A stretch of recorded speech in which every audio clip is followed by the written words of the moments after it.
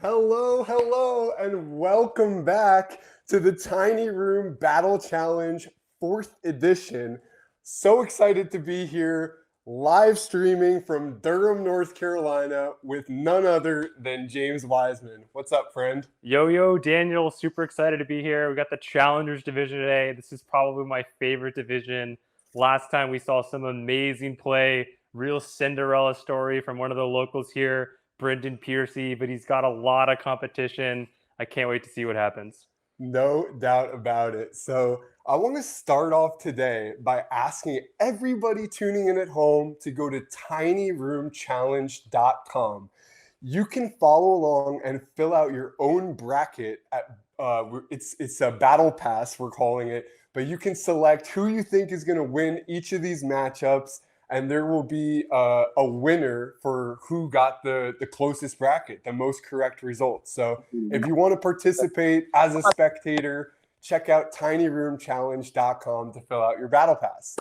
Awesome. So I just want to take a moment to talk about what we saw yesterday.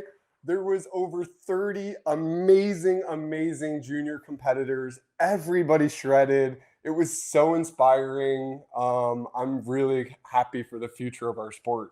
Me too. I've got a lot of names in the back of my head that I'm going to be following for the next few years. Tim, I'm all about Tim. The guidance, the catching, the delay, the twirls, the tip backs.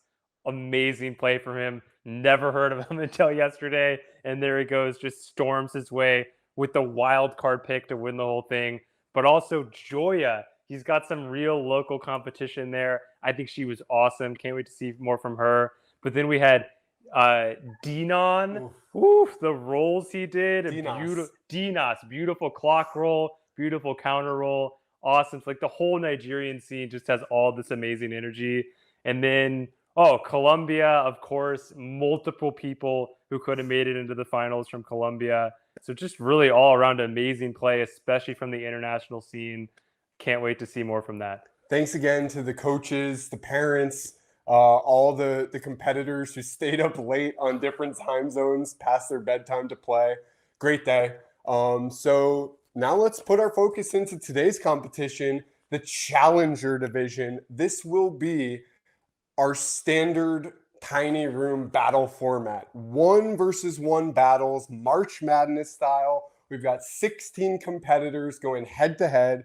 Each player gets 10 seconds to show their hottest tricks, and our all-star panel of judges, who I'll introduce briefly, will decide who wins the battle. For round one, we'll do just battles of 1 point, do or die, best move wins. For the subsequent rounds, we'll do best 2 out of 3. And just as a reminder, you cannot repeat moves in the same battle. So judges keep an eye out for that. It should be penalized. We want to see new moves each time. If you win your first round one matchup, you can do the same move in round two. But once we get into those best of 3 battles, we want new moves each time. Yep. Excellent. So let's check in with our judges. I'd like to first talk with Freddie Finner, our head judge, the anchor from Berlin, Germany. What's up, bro? Hey guys, nice to see you again. Nice to be here again. And I can't wait for another super excited round. After yesterday, I'm very fired up. Awesome, dude. Thanks for being here. Couldn't do it without you. Let's talk with Edo Turi. Edo also was on the judging team yesterday. Edo, thanks for being here. We love to see the Italians yesterday, and I believe we're even going to get an Italian competitor here in the Challenger division. Hi guys, yeah, the kids were super excited about all the competitions, seeing all the players from around the world. They got fired up. They can't wait for the next edition. So thank you so much for the hard work. Yeah, today we have Giovanni from Rovereto. He is about the same age of the kids from yesterday, but he's also at the nail delay. So we decided to sign him up for the Challenger division. Awesome. Can't wait to see him, and huge props to all of Frisbee Fever Rovereto, one of the hottest jam scenes in the world right now. We've got to get there. Yeah, I've never been to Rovereto. I'm dying to jam at Lake Garda. Me so too. When the world reopens, Edo, we owe you a visit. Okay, let's talk now with Charlene Powell, world champion from Seattle, Washington. What's up, Char? Yeah, I'm so excited to be here. Yesterday was fun to watch. Awesome. Thanks, Organized Char. too, really well organized. You guys got through a Thanks. lot of competitors in a short amount of time. Yeah, we did. We definitely did. So hoping to keep on schedule today as well. Thanks for being here, Char. It's great to see you. Let's talk My with pleasure. Bethany Sanchez, Hall of Famer from Milwaukee, Wisconsin. What's up, Bethany? Hey, everybody, excuse me, greetings from Milwaukee, where it's sunny and it's sunny inside and out. We're really looking forward to a great competition and seeing jammers from all over the world. And I always get fired up by this competition. I just need somebody to play with, you know. Absolutely. Well, I hope that you and me can play together real soon. Virginia States, if not sooner. Quick plug for Virginia States. It's going to be September 10th through 12th. It's one of the best tournaments and the oldest running Frisbee tournament, I think. Year 44 or 45 coming up here. Yeah. Probably my favorite event. So definitely get out there, come to our neck of the woods, and maybe put a little stop off in Durham on your way there, on your way back, because we'd love to have you. So to round out our judging committee, I've invited today my juggling coach, Richard Kennison. Richard Kennison is PDGA number 1221. He's a freestyle Frisbee player from the 70s and 80s. But more importantly, he's one of the best juggling coaches in the entire world. He's coached many of the world's best jugglers. He is a judge for a lot of the top level juggling competitions around the world. So I'm thrilled to have his perspective on our judging panel. Richard, could you tell us a little bit about your history with freestyle Frisbee and just, Sure. Yeah, just talk to us. Yeah, I'm a dinosaur, everybody. I'm old. Yeah, in the early 1970s through the early 1980s, I was a freestyler. I was all aspects of Frisbee. I helped design the first golf course in the state of Missouri, along with Ed. But I was a freestyler for quite some time. I thought that was going to be my life, to tell you the truth. But life goes on, and now I help create and find and mentor young jugglers. Yeah, juggling and freestyle has a lot of shared aspects for sure. But I love Frisbee, and I'm so excited Daniel asked me to do this. This is going to be fun. I want to see where this sport has gone from back then to now. Absolutely, dude. And just to make a quick plug, Richard teaches juggling classes online that anybody around the world can access through the Circus Place. I take his class. It's been tremendous for my hand-eye coordination, for my creativity and freestyle. So if you're interested in learning some juggling, please check out Richard Kennison's classes. He's the man. Thanks for being here, bro. Thanks, Dan. Yeah. Okay, cool. So those are our judges. Now, Ryan, if we could take a quick look at the bracket, let's take a look at what we've got in store today. So we've got 16 competitors. In the first matchup, you have your reigning champion, Brendan Piercy, the local Bull City, Durham, North Carolina jammer versus James James. I've heard that James might be twice as good as James Wiseman, so we have to be careful. From Nigeria, James will take on Brendan Piercy. Then we have Sarah Zimmerman. We saw the potential and power of the Swiss team yesterday. Sarah will go up against Mikey Thompson from Venezuela, quite possibly the first Venezuelan freestyle competitor that I remember. I don't know. At least in Tiny Room. We've got my own flesh and blood, Riley O'Neill, going up against Jamiu Salawu from Nigeria. Abbas Abdul Malik, also from Abuja, taking on Juan David Rivera from Colombia. Juan Piercing from Medellin versus Florin Schmitz from Switzerland. Ben Meyerson, another Durham local, versus Laurent Isler from France.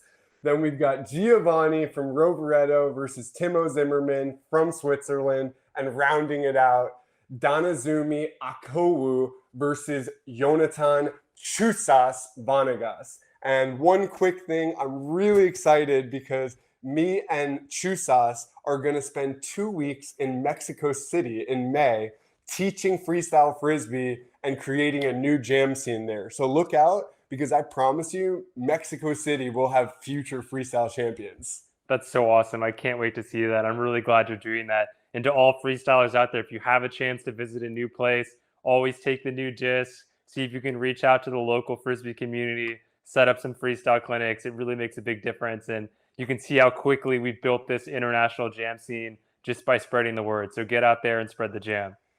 Okay, James, I think that we've done most of our homework. I'm going to quickly run off my thank yous, and then let's get right down to it. So want to give a huge shout out to the Freestyle Players Organization, Freestyle Players Association. We couldn't do this without them. Please join the FPA, donate to the FPA. This is the organization that makes all of this possible. So thank you to Paul Kenny. Thank you to the board and to all of the FPA. I want to give a big shout out to frisbeeguru.com and Jake Gauthier in particular for helping us with the live stream and making this event accessible to everybody around the world who's tuning in at home. I want to give a shout out to Mystic, who's done the videos, the graphics, and all the great work to help publish and publicize this event. And most importantly, I'd like to give a massive, massive shout out to Ryan Young, our executive producer, the #1 freestyler in the world, but a great, great friend. And Ryan, dude, this event is truly yours. Thank you so much for going on this journey with us. We're ready, yeah? Let's do it. Let's do it. We are ready to kick it off. The Tiny Room Battle Challenge for Challenger Division, Round 1. Our first matchup, Brendan Piercy versus James James. James, as the underdog, will need to play first. So let us now turn to Abuja, Nigeria to see James. With the music, you will have 10 seconds to show us your hottest moves.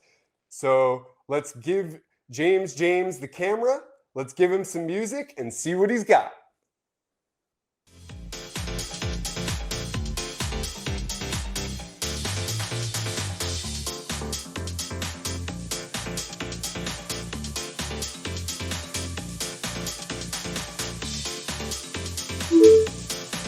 Oh, just missed that last catch right on the edge. And I will just say for the judges and everyone at home that little sound we heard. You're getting better at it, Daniel. That's the 10-second, that means the time has expired. So when you hear that, that's the end of the moves we should be judging, so to speak. But amazing way to start from James. Showed some great control, behind the back catch, some simple brushing. Good start, a lot of potential from James. Yeah, the brushing especially was really controlled. It's really hard to do that. And he kind of kept the angle at that perfect spot just with his right hand.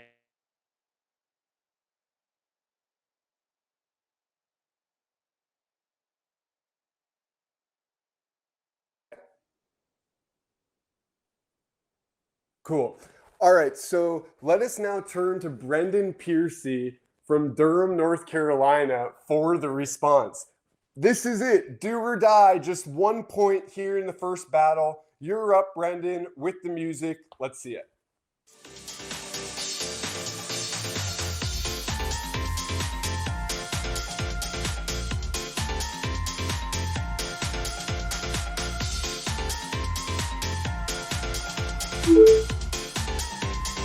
Okay, there it is, that triple fake just after time, but he clearly demonstrated a much higher level of skill, just to say it frankly.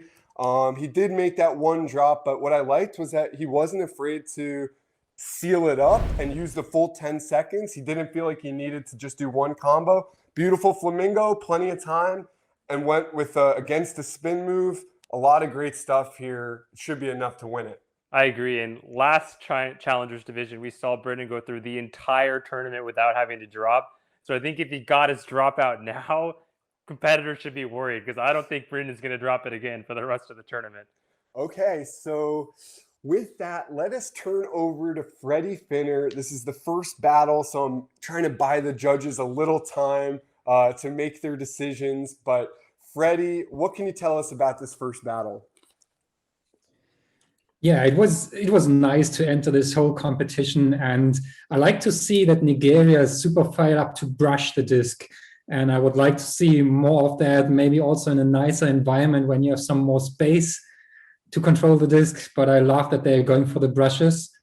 However, Brendan showed us again some nice skills. Also, I think something new that we didn't see at the last competition, and Brendan gets the point. Brendan Piercy wins the spot into the next round, the quarterfinals. Congratulations and great job, James. Keep it up. We cannot wait to see you in the Tiny Room Challenge 5. So we'll move along, Brendan. As you can see, a lot of people got that pick right in the Battle Pass. It's not too late. If you're watching at home and want to make your own picks, go to tinyroomchallenge.com to fill out your own bracket at home. Now let's turn to Sarah Zimmerman versus Mikey Thompson. Sarah Zimmerman will play first. So we're going to Bern, Switzerland. The team did amazing yesterday. I can't wait to see the two Swiss competitors today. We'll kick it off with Sarah Zimmerman. She's up. Nice tiny room, well defined by those border walls. Great job, Reto, with that, because it is a 3x3 meter space, hence the name Tiny Room Challenge. So extra points for small spaces. Sarah, it's your turn to play. We'll give you some music, and let's see what you got.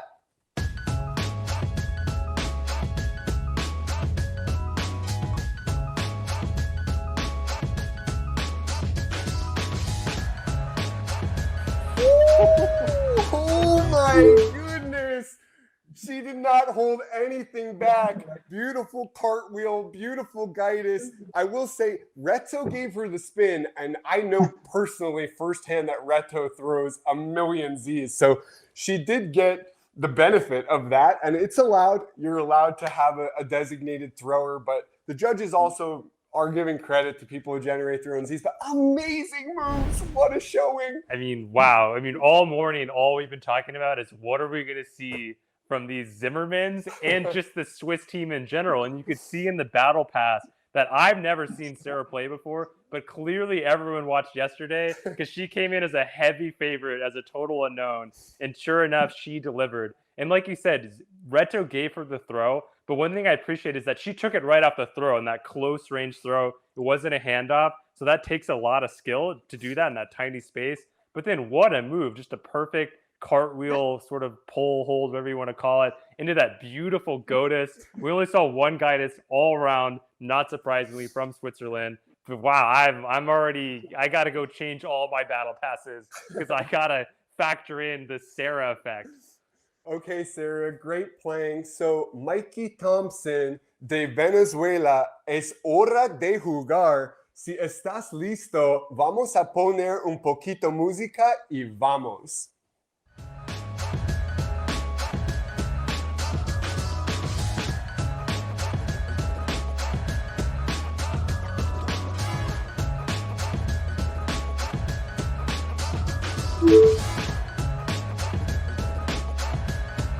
Oh, great effort from Mikey from Venezuela. He showed a great first move, sealed it up with a flamingo. Unfortunately, that last move got away from him, and that's going to be costly. Yeah, I think so. I was getting really nervous for the judges while we were watching because I thought it was going to be super close after that first move. And he went for that second move, which I really think might have given him an edge if he had managed to hit it and maybe added a new element. But he kind of had that worst freestyle luck, which is the time ends, so you're not gaining anything, and then you hit the drop, and the drop does hurt you, even though it's after the time. But let's see what the judges have to say. Yeah, I guess he should have went for a catch. It looked like he was trying to pull that last one. Didn't need it. Wow, what a nice round. And I have to say, I've kind of a flashback. A couple of years ago, maybe 5, 6 years ago, the guys from Rovereto, Edo, Filippo, Andrea, and Mattia just showed up out of the nothing, and they were incredibly good already, and none of us have seen them before playing. And this is pretty much what happens with the Swiss community right now. It's just showing up. We haven't seen them ever before, and they have immense skills. Wow, crazy. And the vote goes also to Sarah. Sarah Zimmerman, representing Switzerland. You've earned yourself a spot in the quarterfinals. Mikey, muchas gracias para compartir ese momento con nosotros y tenemos éxito para el próximo vez. Okay, so now let's move on to the third matchup here in round one, Riley O'Neill versus Jamiu Salowu. Jamiu, you will play first, so let's head back to Abuja, Nigeria, and give my man some music.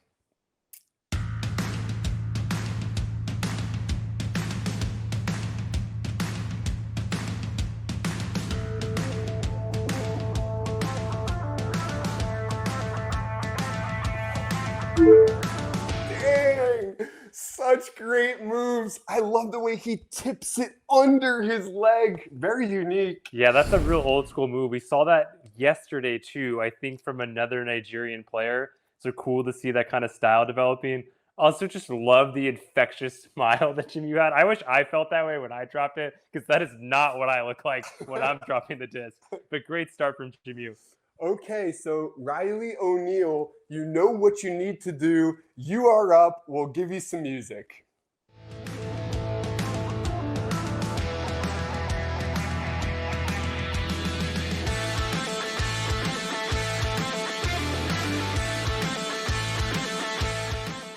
Very smart. He only used about 5 seconds out of his 10 seconds, but he did a very clean move. He sealed it up. He said, this isn't maybe one round for round one, but this is a long competition. I'm saving my moves. I'm doing just what I need to win this round. As Dougie Fresh would say, very judicious.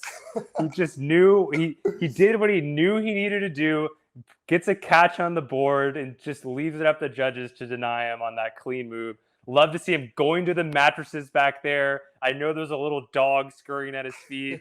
So great work from Riley. Let's see what the judges say about it. Props for the Hacky Sack and Frisbee Festival t-shirt. Very good point. Very perceptive. Yeah, that was a smart move from Riley. He just knew, that's going to be enough. And he just stopped after like 2/3 of the time that was available for him. I hope to see some more from him, and he will get the chance because he won the round. Okay, great job, Riley. Great job, Jamiu. Every time we see you, Jamiu, you're getting better and better, and you're bringing up all the Nigerians with you. We love you. We love your spirit. We love your game. Keep it up. Congratulations, Riley, for earning a spot in the quarterfinals. Okay, so rounding out the top half of the challenger bracket, we'll see Abbas Abdul Malik versus Juan David Rivera, arguably one of the favorites in the whole competition. So Abbas will play first. We're heading back to Nigeria. Abbas, you are up with the music.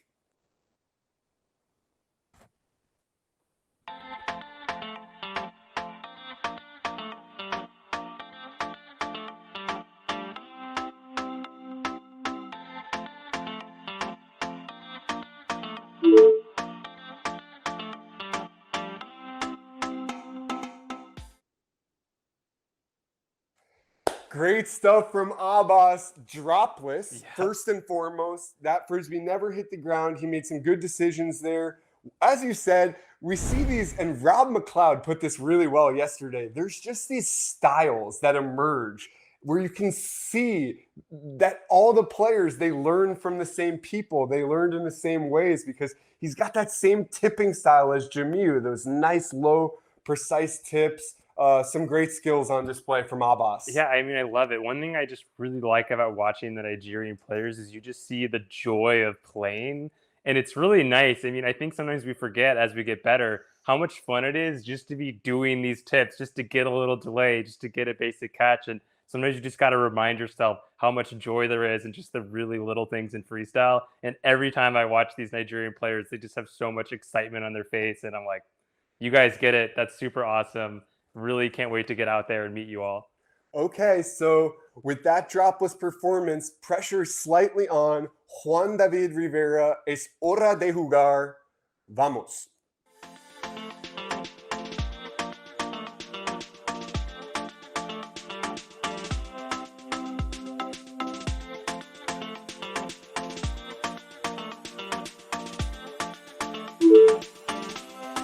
Okay, catches right on the time.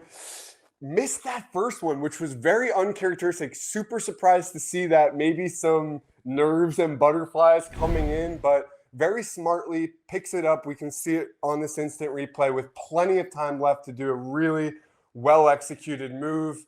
Should probably be enough to take the win. Yeah, I agree. I'm really excited to see more from Juan David. He was a finalist in the Challengers Division last time, and I actually think he had a little bit more talent behind him. He just didn't quite hit it before. So he's really going to be coming back strong to take the win this time. And we've seen this before in Tiny Room. Runners up, coming back the next time, bringing a little more and winning. And just a little small freestyle world story about Juan David. I watched him play last Tiny Room. I thought he was so amazing. And I went on Facebook to write him a message. And I saw that I've been writing with Juan David for like a year about freestyle. I just had no idea. We have such a great community. It's really cool to have all these new players that I don't even recognize that they're out there learning and just coming up and shredding. And I just can't wait to meet them all. As a reminder, the Challenger champion will earn a spot to play in the Pro Division next weekend, Saturday and Sunday, 12 to 2 p.m. Eastern. So good luck to all the challengers and tune in for that if you're watching at home. Let's kick it over to Freddie for the result. I have to say, I love the mindset of Juan, that he tries to throw the disc out right where he got it. So after the catch, just toss it from the restricted position and move on. Very nicely done.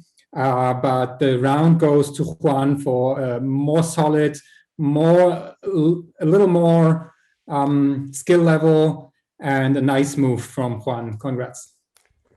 Felicitaciones, Juan David. Estás en the quarterfinal. And congratulations, Abbas. Was it Abbas? Yeah. Abbas, congrats. You played great.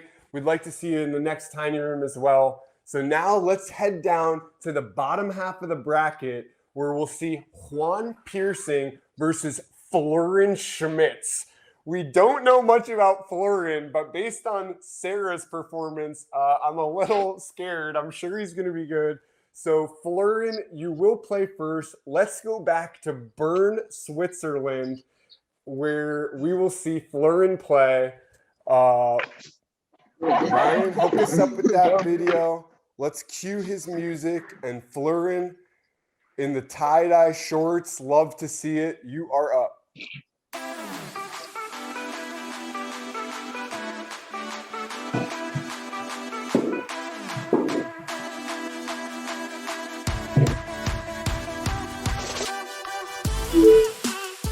What was that? Oh my goodness.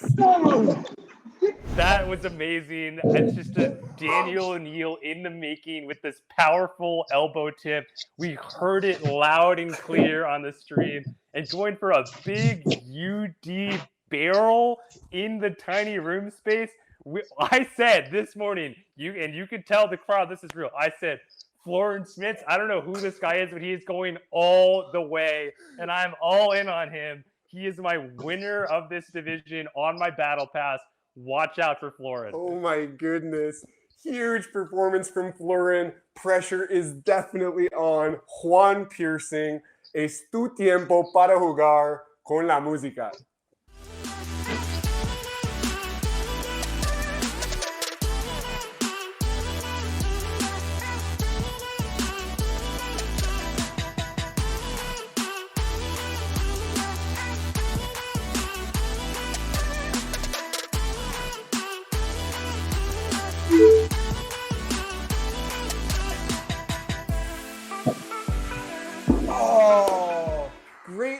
from Juan. I liked that he actually used, the time after, because like I wanted to see those moves regardless of whether they were after time.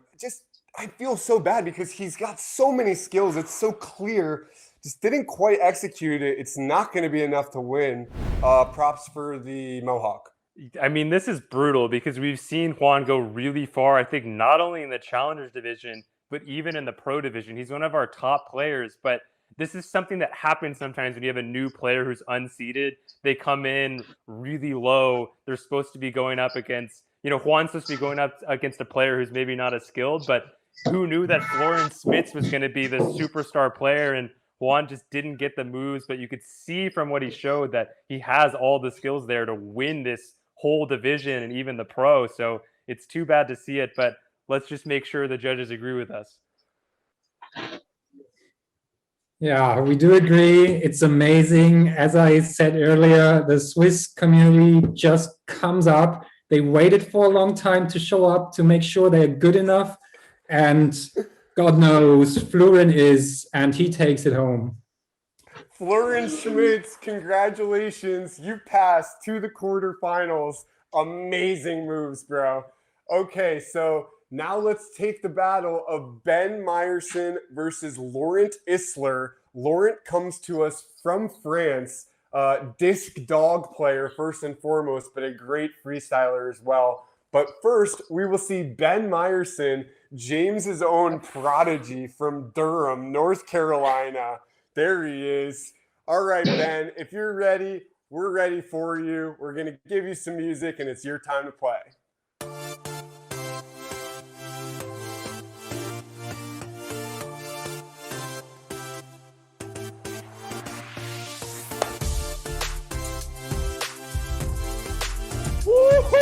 Wow. I love that. Huge creativity. I've never seen I've that. never seen that either. Little. I play with him every day. I've never seen that. So there was like a little benign, and then he kind of just like pops it off of his forearm. God, that was cool. Really well played. Just strategically great because he hits an awesome opening move, but that triple fake just eludes him. And then he picked the perfect follow-up. You only have a couple seconds left. He did something super creative. I love to see that from a new player. And he ends with the catch. That's a really strong move. And we saw in the battle pass earlier, this is a 50-50 matchup. I'm really curious to see what Laurent brings. But, one last thing I want to say about Ben, one of my favorite players coming up. We jammed with him for 4 or 5 hours on Friday. We're at home just napping on the couch when I get a text from him saying, I've been working on scarecrows from 11 to 1, and I just can't quite get it. And I'm like, dude, we played 5 hours today. It's time to go to bed. Tiny Room's coming up, but he can't stop. He's going to be a real star. But let's take it over to Laurent. He's got the bug. All right, Laurent, you're up, my friend, with the music.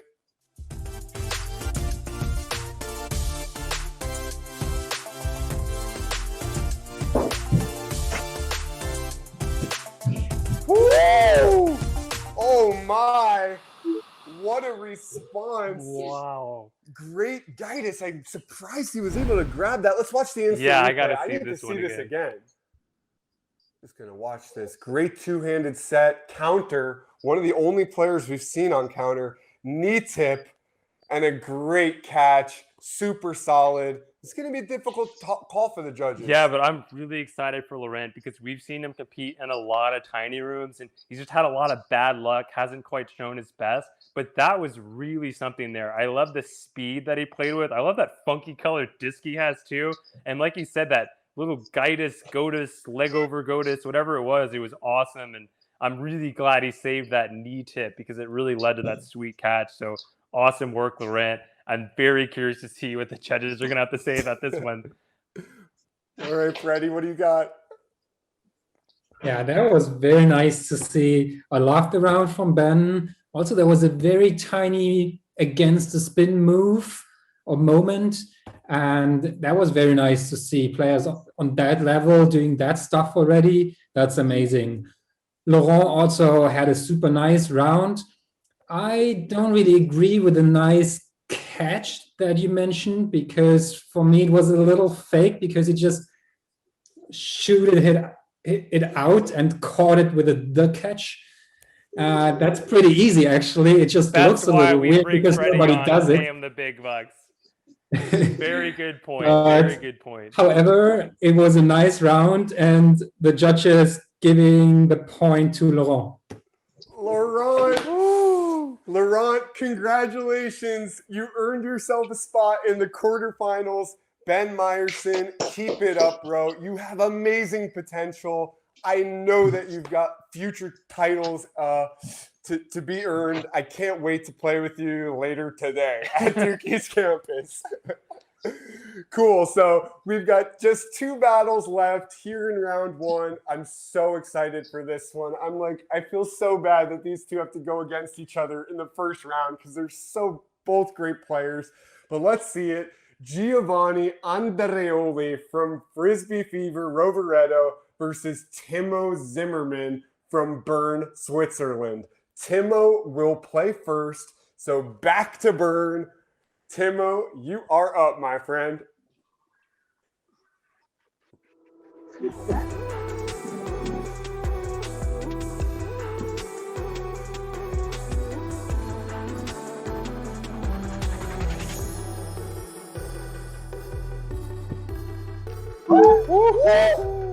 The first jumping Gaitis in the Challenger division, and a great jump at that. I'm just surprised that one seemingly pretty simple part of his move kind of got away from him.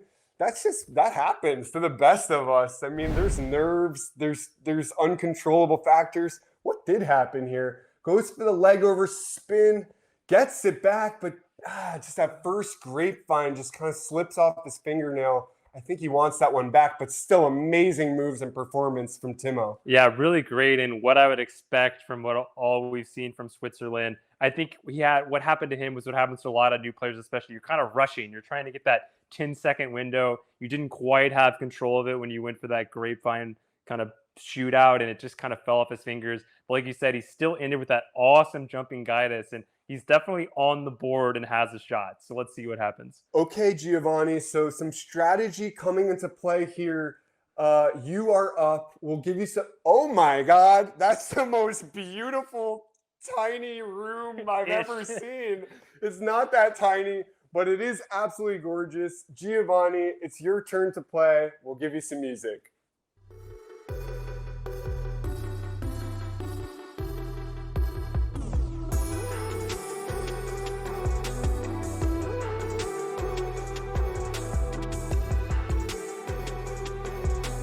Woo!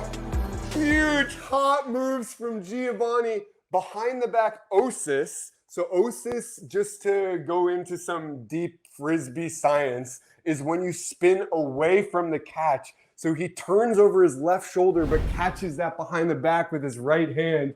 Very stylish.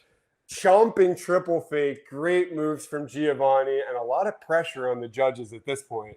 Don't ask me how I know, but I know for a fact that that's the best player in the world 7 to 8 years from now. I'm saying it right now. I see it. I just see it on a microscopic level. Just what his arm hairs are doing is perfect. Like there's just something there that's going to be perfect. And what he's going for, I mean, the Bosis and the triple fake, really interesting catches to just pull out as your first tiny remove. I'm very intrigued. I'm very, very intrigued. Giovanni, clearly young enough to have played in the junior, but he said, screw that. I'm going straight to the Challenger division, and with great reason. Great moves from both of these competitors. Oh, man, I'm not sure where this is going to go. Let's kick it over to Freddie and unpack what the judges saw. As you said, Daniel, it's too bad that they have to compete in the very first round against each other, because we have 2 super good players, and we have a split decision by the judges as well. So it was very close. The point with 3 votes against 2 votes goes to Giovanni. Giovanni Andreoli from Frisbee Fever Rovereto. Congratulations. You have earned yourself a spot in the quarterfinals. Timo, great playing, my friend. You've clearly got a ton of potential and skills. We've seen the flamingitosis. It's we were burned in my brain. we were kind of watching videos of you betting on you before the round today, but great playing, buddy. Looking forward to seeing you in the next one. So just one battle left here in the round one. We've got Danazumi Akowu versus Jonathan Chusas Vanagas. So Danazumi will play first. One last time, let's go back to Abuja, Nigeria. Pink shorts, great white disc. It's your turn to play. Let's give him some music, Ryan.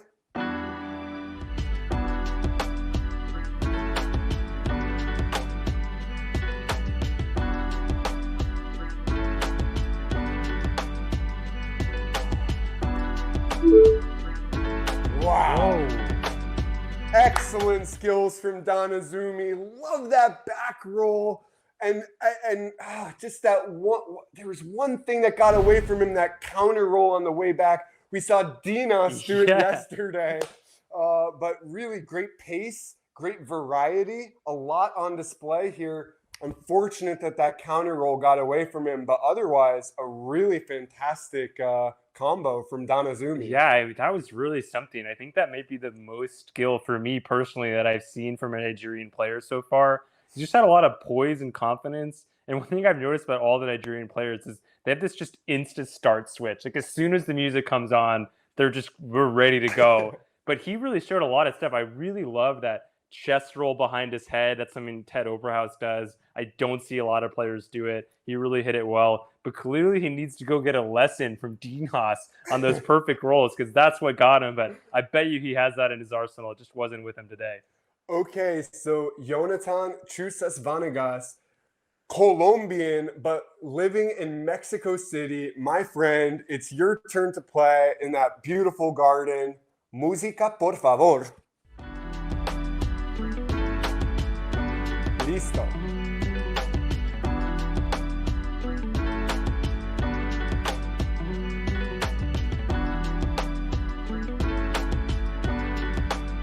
Ooh, huge move from Chusas. Didn't need the whole time. He knew it was enough, and clearly it was. A beautiful consecutive combo from Chusas, ending with a flying Gaitis. Yeah, if I remember correctly, he might have been a finalist in one of the earlier Tiny Rooms. So we know he has a big game. He's really good at this format. He also did a very pro move, which is he started his throw so that once he threw it, it put him into the right spot in the room. That's a great technique when you're working on your Tiny Room moves to make sure you're positioned right. But he had that perfect consecutive flow that we love to see. We see it a little bit more in the pro division, but Chusa says, hey, I got it down here too. Don't worry. Great playing from both players. Danazumi, excellent combo. Chusas, as expected. Let's take it over to Freddie Finner to hear the result. Oh yeah, very nice and consecutive combo from Jonathan, and the point goes to him as well. Congrats. Jonathan Chusas Vanagas has earned a spot in the quarterfinals, and a shout out, it's his birthday today. So feliz cumpleaños, Chusas, y felicitaciones, pasas.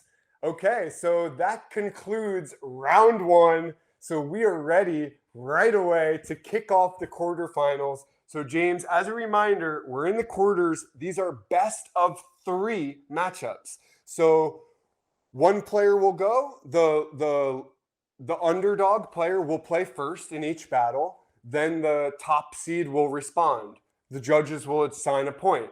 Whoever won that point will have to play first in the second point. And if there is a third point, whoever won that second point will play first in the third point. Yep, and make sure you log into tinyroomchallenge.com right now.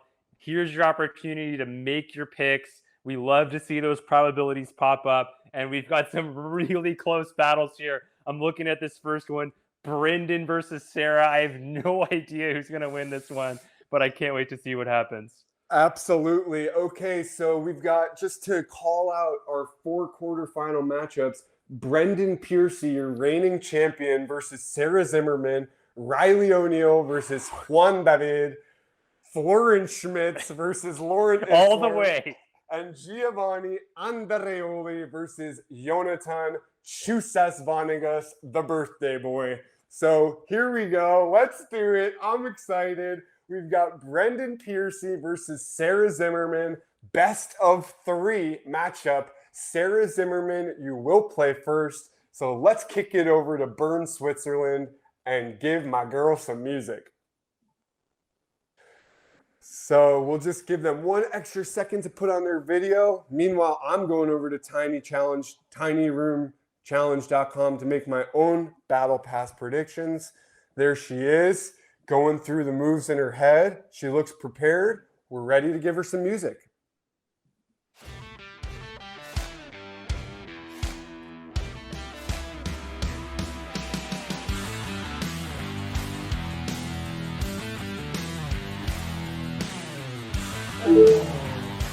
Wow, great move there. There was so much to unpack there. If we could see the instant replay, Ryan, I love the way she takes that invert and pulls it behind her back. She goes down to the ground on one knee, something we haven't seen before. That behind the back at the end eludes her, but a great performance from Sarah.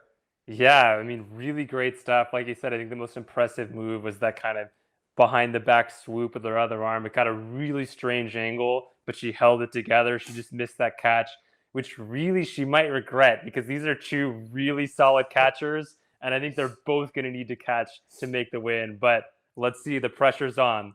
Just the first point. Nobody's winning or losing right here, but the door's slightly cracked open. Brendan Piercy, you're up to respond here in the first point. Let's give him some music.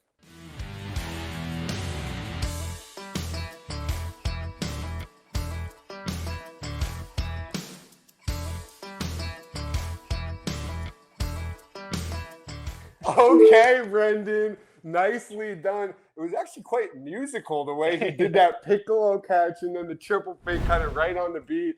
Once again, deciding, maybe I don't need all 10 seconds. I'll just use about 8 of them. But well played, you know, and also probably keeping some moves in the arsenal just to remind, now that we're in these 3-point battles, we want new moves every time. You cannot repeat the same moves in one battle. Yeah, I mean, watching Brendan's so nice because you can just be so relaxed. You just don't have to worry about anything. He looks so comfortable out there. I actually thought it was interesting that he went for the triple fake at the end, because I think he had enough without that, and he kind of exposed himself to some risk. If he had dropped that triple fake, it might have given Sarah the opportunity to sneak in, and now he's used a triple fake, which means that catch is not going to be available in the next round. So these are the kinds of strategic things that players need to be thinking about. But you see, you don't always know when you're up there and those 10 seconds are winding down. Do I need more? Do I not? You never know. Great play from both players. Let's kick it over to Freddie to see who won point number 1. Yeah, maybe it was not the worst choice to drop the easy behind the back catch. So she has something left to show us for the next rounds. This point goes to Brendan for the more solid round. Brendan Piercy takes the point and the advantage, which of course means, Brendan, you will now play first here in the second point. So let's kick it over to Duke East Campus. Brendan, you are up. Let's give him some music.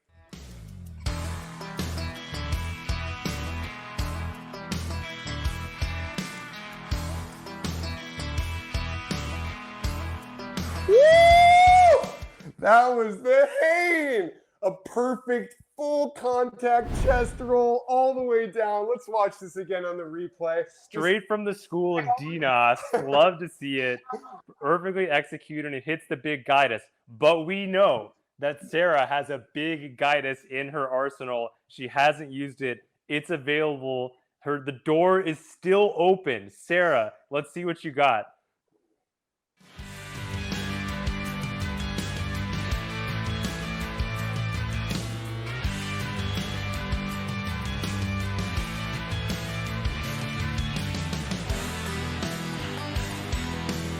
Woo!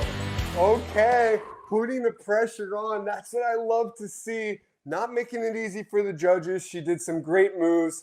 Very nicely executed double leg over. That kind of inside out under the leg catch Was she looking for another pull on that I was last one? thinking she might be looking for another pool, and that's one of my favorite pulls. We were actually talking about it on Friday. These kind of swooping leg over pulls like that, they're really beautiful and they really draw the eye. But yeah, I think she might have wanted one more pull to set herself for the better catch, but I don't know. I'm taking it back. On second view after watching the instant replay, I think she did exactly what she wanted. Well, that's what you want to do as a freestyler. Let's see if it was enough. I'm honestly not sure.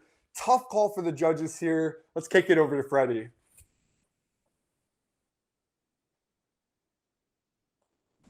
Yeah, it was a tough round.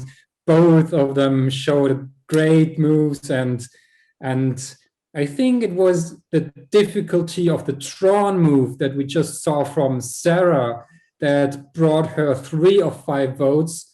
So she goes with a second round, and I'm excited to see a third one. Man.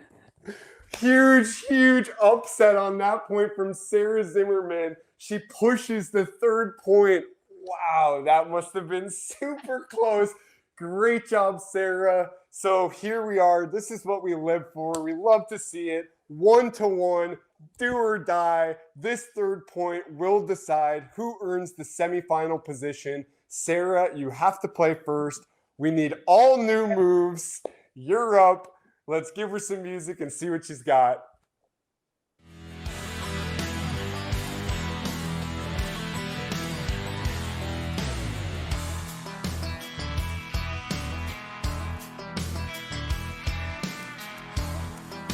Oh, she shows us her signature combo. Cartwheel to Gaitis. It just gets out of her hand, but so nicely executed until that point. Well, and it shows you her confidence that she held this move in reserve.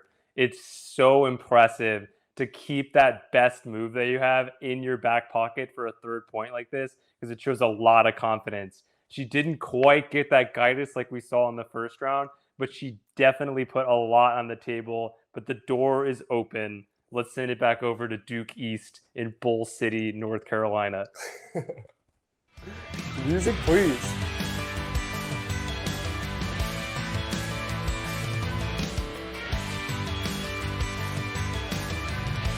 Wow. Just so pro execution and decision making, honestly, from Brendan. First of all, we saw Lairb's kick in a tiny space. That's super rare. Great control on that. Good The chair. whole wobble, it came straight up right into his hand. All new moves. I mean, just did what he needed to do. Well, you know I like to just inject these storylines, but I think there was a little shade going for the chair. He must have watched yesterday, chair eating up these Swiss players. He's like, yo, down here in North Carolina, we eat chair for breakfast, so watch this.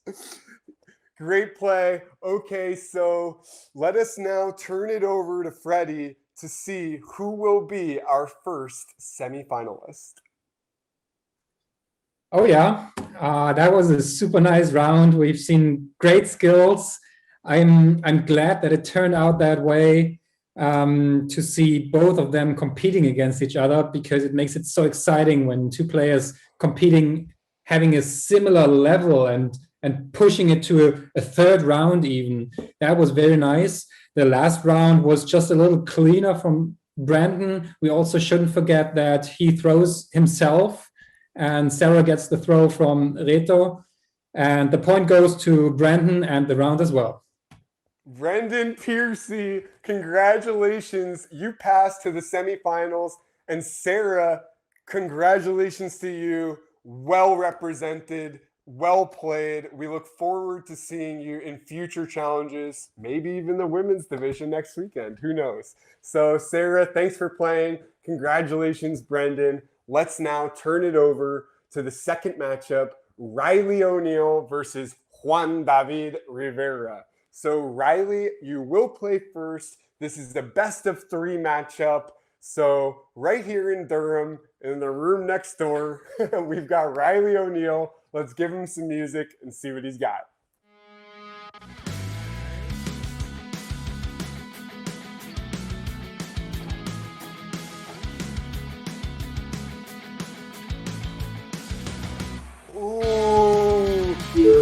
tipping combo. Honestly, the first consecutive restricted tipping combo we've seen on display. And he goes for that lacer, even jumps it. I think he put himself just a little too close to the wall. Yeah, I was about to say the same thing. I think it's hard to tell. I mean, you can see that it's a small room, but being here in person, we know that is a really tiny room. There's a lot of delicate equipment in front of him. There's a dog running around at his feet. And he really started out very strong. And I was thinking, oh, wow, Juan David is going to have his work cut out for him. But he didn't quite get that lacer. So the door is open. Okay, Juan David, es tu hora para jugar. Con la música vamos.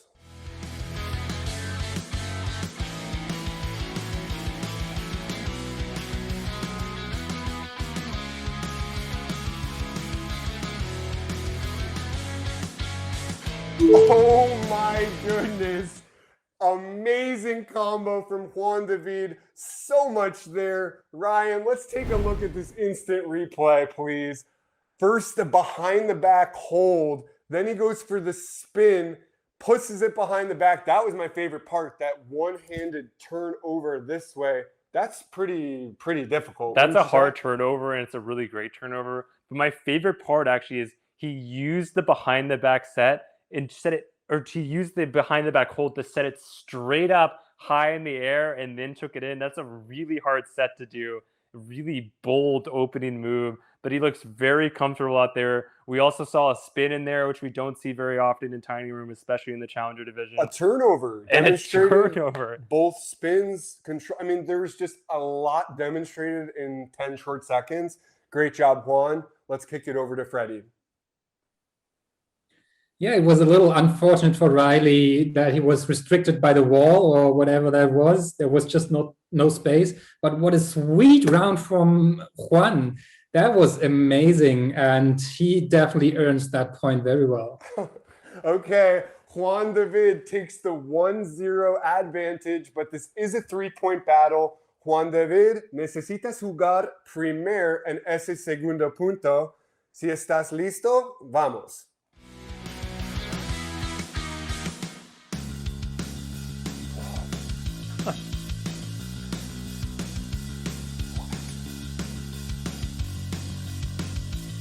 Oh, yes. So sweet. The way he goes for the invert delay and sticks so it hard. right off his own throw.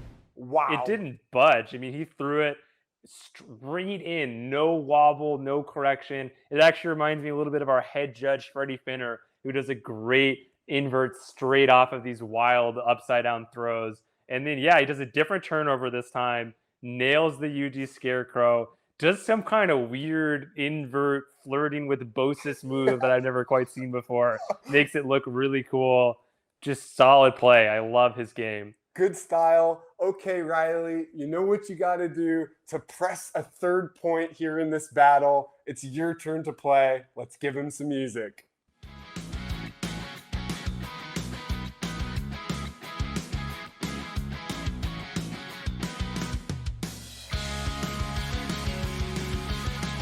Oh, yes! No. Oh, my goodness! No. With all the pressure in the world, comes out with a huge combo, starting with, let's see this on the replay. Kerfluffle. Possibly a double kerfluffle. We just missed it on the replay, but then goes for the big double leg over. A couple of really interesting little passes underneath. We almost missed them on the bottom of the camera, but I saw it. Sure enough to see it was clean as day. Ends it with a big guidus. That very well could push a third point. Yeah, this couldn't be any harder for the judges. But the thing I want to point out about Riley's move there, which most impressed me, was the pure consecutivity. Those moves were back to back to back, no hesitation, put together perfectly, ends with a big guidus. But man, that might be the closest battle with the highest skill we've seen so far. Amazing. Absolutely. Okay, Freddie, tell us where the judges' heads are at. Yeah, we have a split decision, 2 points and 3 points, and the last vote just came in. It was really tough. The judges said that as well. And I personally gave it to Juan. I can say that because I also love how he went into the inverted and hold it against the spin with the left hand. Super difficult.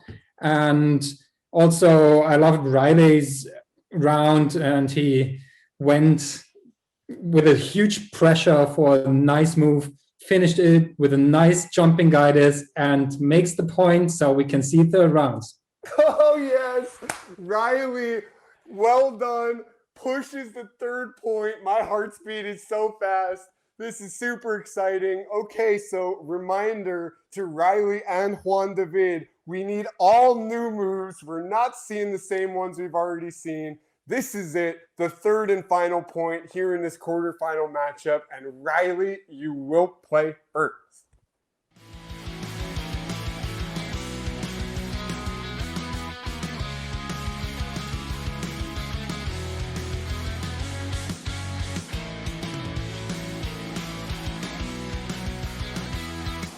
Okay, great stuff from Riley. Nice lacer pull. I believe on that second pull, he lost it on the ground for a second. We just kind of saw his butt for a couple seconds, but then he did end with that really nice scarecrow. So great playing throughout the battle from Riley and putting a little pressure on Juan.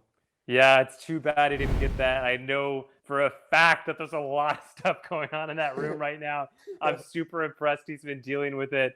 And yeah, the door's open, but Juan David just can't phone it in. He's really got to bring it. Okay, Juan David, tú sabes que necesitas hacer y es tu hora. Vamos.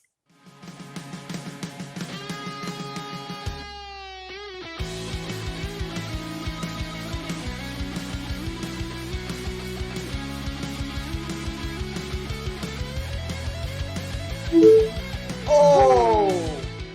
So missed that guidance at the end. That's going to make it a lot closer call than it might have been. I mean, I love the throw, and just in general, the three combos Juan showed us were all very different from one another. But he didn't actually put in as much content in this 10 seconds as he had in the previous two, or as I think he had intended to. Yeah, it's really tough. I mean, I hate to say it, but I thought it was a bad strategic decision. The door was open. He went for a very risky UD move, but it still might be enough. Like, don't get me wrong. I'm not saying it wasn't enough. Yeah. Because one key difference, which we see a lot in freestyle, is Juan David had the drop on the catch, which is a lot cleaner drop. You know, you get your hand on it, just kind of flubs out. That happens. It's a lot tougher when the drop's in the middle of a combo with the disc still delaying. But yeah, I know both of these players had a lot more, but I want to remind I don't even want the judges to threaten this. We do not have time for any sudden death. Both players got their opportunity. I know it's going to be a really tough call, but let's hand it off to Freddie and see what the judges think. Well said. Good that you just said it, because also some of the judges requested another round. That was really tough, because I personally think, I'm not 100% sure, but I think after the upside down throw, first he had to balance it, and then he took it by choice against the spin the other way around. So that makes it not just the delay, but against the spin movement around his body. That makes it much more harder than it might have looked. We have a split decision, and most of the judges liked the finish of Riley's move better. Whoa, so the point goes to Riley. Big upset. Riley O'Neal, Daniel was speechless over here. Flesh and blood. I'm terrified about all the things and dogs in that room that have to go through another round. But Riley, busting seed, making it through. Oh man, Juan David, this will light that fire. You are ready to come win this tournament, but it's not going to be this one. We will see you next time. Riley making it through. I can't wrap my head around this. Let's go. Oh, that was so close. Well played, Juan. Amazing moves, bro. We'll see you in the next one. And congratulations, Riley, for passing on to the semis. Okay, so let's fill out the bottom half of this bracket. We've got Florin Schmitz versus Laurent Isler. Florin will play first. So right back to Bern, Switzerland. Let's see what Florin's got for us. Coming into the ring with the nice rainbow shorts. Can't wait to see him play. Let's give him some music.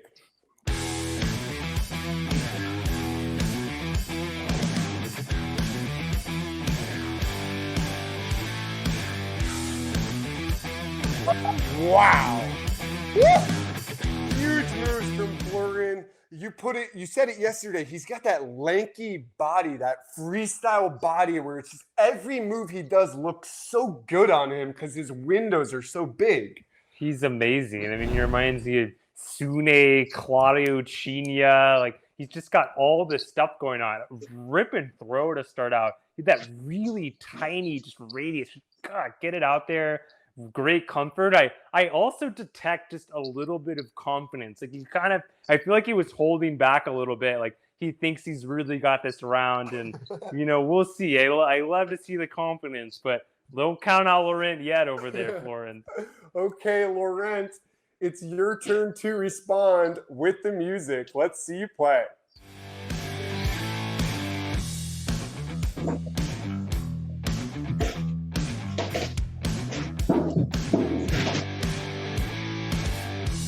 Wow. Great move from Laurent. Super consecutive, dialed in.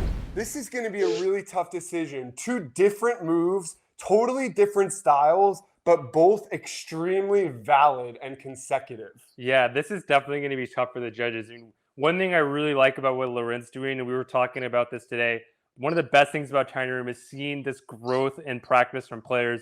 Laurent has come a long way from when we first saw him in the Tiny Room. I'm super impressed with what he's doing. That was a great move. I think the thing that might tilt it in favor for me personally for Florin is that Laurent had all these cool moves, but they were a little bit more disjointed. They kind of like had to come together a little bit more sloppy. That last row didn't quite made it. Where Laurent just had this much smoother game. He might have been a little slower at the beginning than he really needed to be more consecutive, but he also entered with that great Kaitis. But I don't know what the judges are going to do here. It's a really close one. That's a great battle.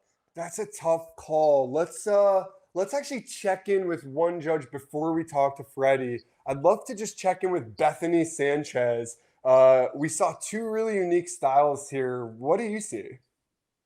It was super hard. But as I said in the chat to Freddie, I went with the excitement of Laurent. Yeah, well said. I mean, I think it could go either way. Wouldn't be surprised to see a split decision here. Freddie, what did the judges think in aggregate? Yeah, we do have a split decision indeed. We have 2 points and 3 points, and Laurent goes with a little more confidence in his move with the 3 points and makes the round. So let's see the next one. Okay, Laurent Isler wins the point from France. Well played, Laurent. You will now play first here in the second point.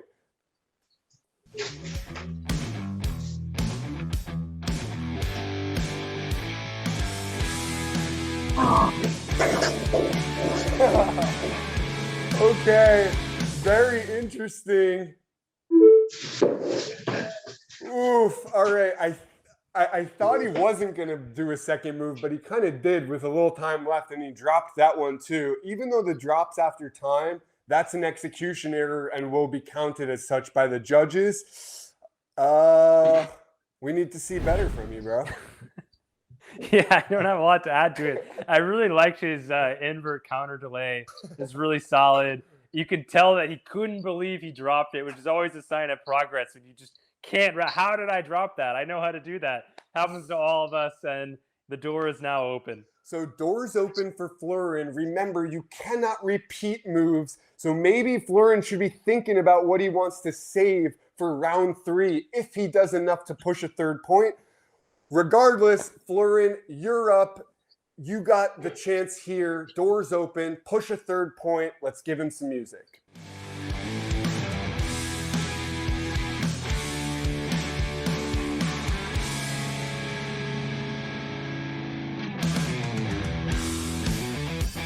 Oh, yes. Once again. It's now officially a signature Florin move, the upside down true barrel. Wow, great performance from Florin, and no doubt in my mind, plenty to push a third point. Yeah, I agree. That was awesome. And from what I've seen from the other Swiss players, I think this means he has something really special in the bag for the third point. But I love this barrel. He had nothing left on that disc, still set it up way up high, nice and confident, nailed the catch. I'm all in. My Florin stock right now is sky high. Okay, Freddie, what do you got for us? Yeah, I mean, Laurent gave up pretty early, actually, but Florin didn't care at all. He just put out his greatest move, and he hit it again. Not that clean as the first time, but still nice. An upside down barrel catch in the challenger division. Are you kidding me? Point goes to Florin. Florin, congratulations. You've tied it up 1-1. It all comes down to this. This third point will determine our semifinalist. And Florin, you have to play first. So you're up. Let's give him some music.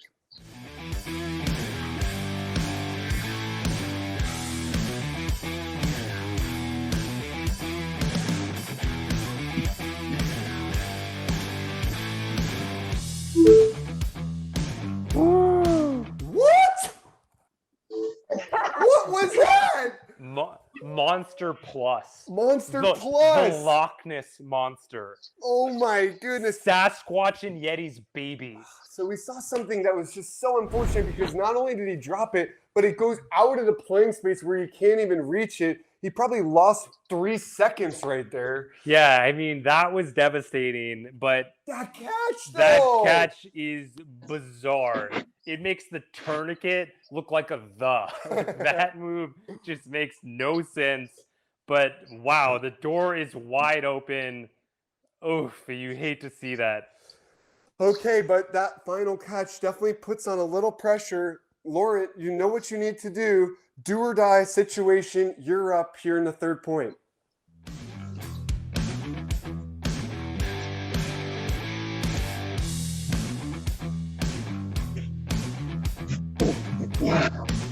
Oh, yes.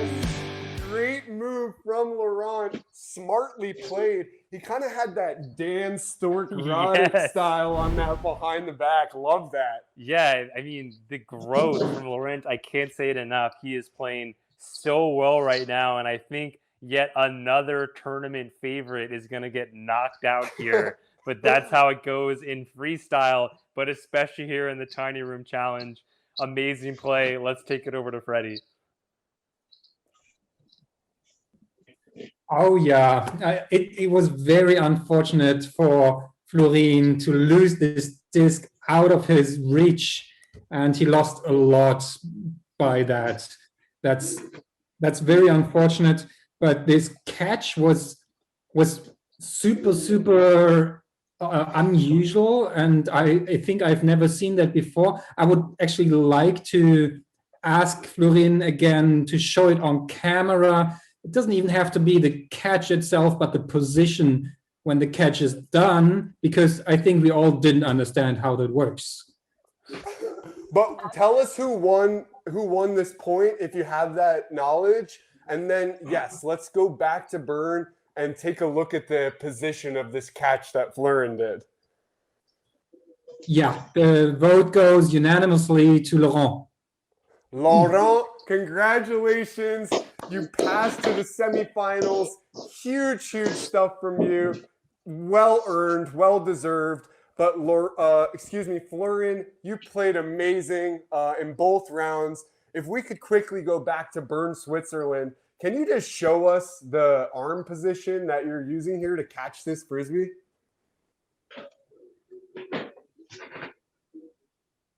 Oh, What? my goodness. Does it have a name? Florin's nickname is Floopy, so we call this the Floopy catch. The Floopy catch. You The heard Floopy it here catch. first. The Floopy catch. That has got to be one of the coolest catches I've ever seen. And we saw it hit on camera still wasn't enough, amazingly, but dude, you're shredding. Great job. We'll see you in the next Tiny Challenge, and congratulations, Laurent. So we've got just one more semifinalist still to pick, don't we? Yep, one more. All right, Ryan, show us the bracket. Here we go. We've got Giovanni Andreoli versus Jonathan Chusas Vanegas. Giovanni will play first, so let us head to the beautiful Rovereto, Italy. You are up. It looks like a new field. Wasn't it? Didn't he move?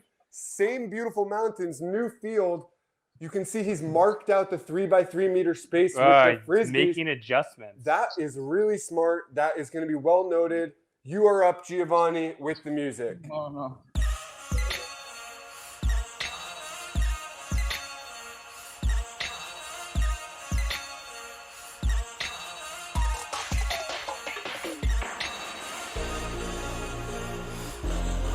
Oh, yeah.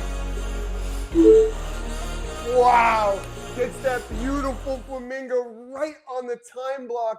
3 very well executed mini combos there. Love the way Giovanni's playing. He has just put a massive amount of pressure on his competitor. He gets it. He's like a little Matt Gothier out there. I mean, just got this really good it factor, and that flamingo had beautiful form. Just looks really comfortable. He's got the headband. We all know how I feel about that. I mean, I'm all in. I just can't even believe it. Okay, Giovanni, well played. So now let's kick it over to Jonathan Chusas Vanegas for the response. Música, por favor.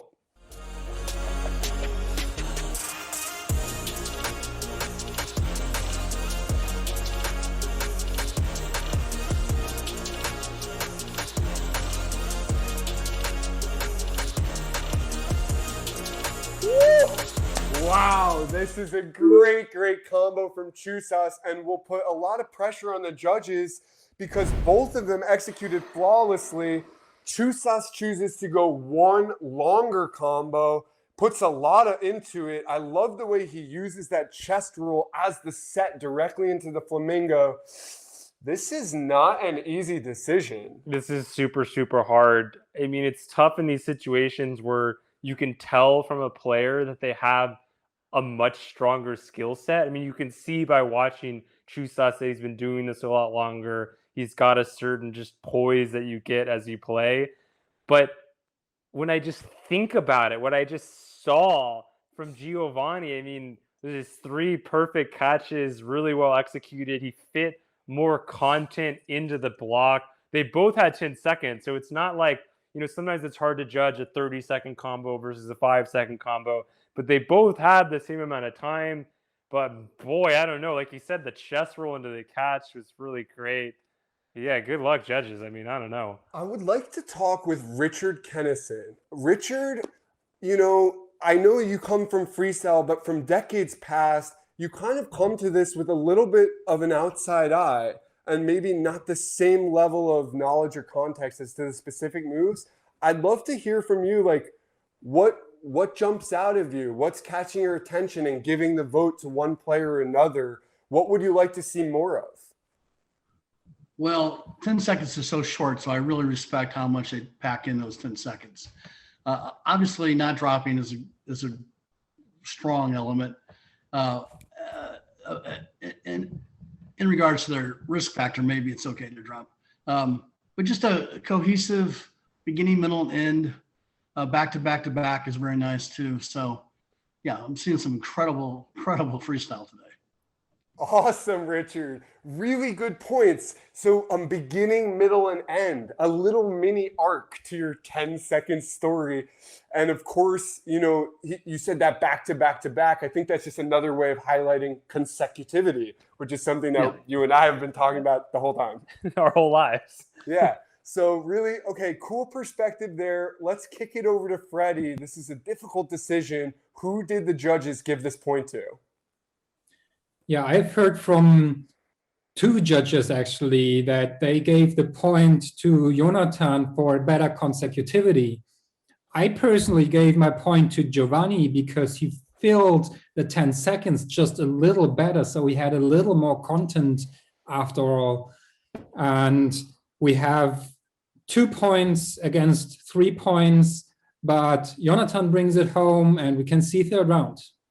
Okay, so Chusas takes the what? Wait a minute, was that the first point? Or That was the first point. So okay, Freddie, that was the first point. So 1-0 Chusas. He takes the advantage. Well played from both sides. So Chusas, you will play first here in the second point. Con la música vamos.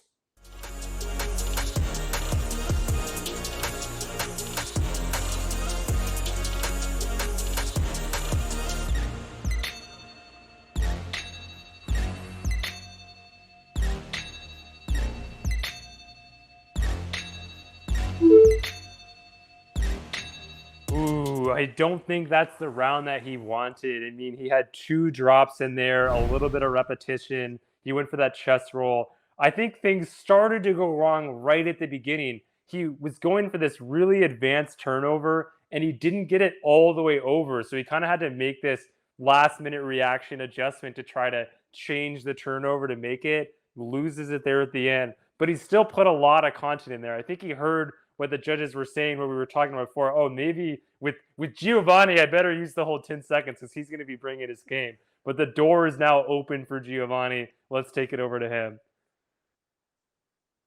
Okay, buddy, you're up. Let's give him some music and see if he can push a third point.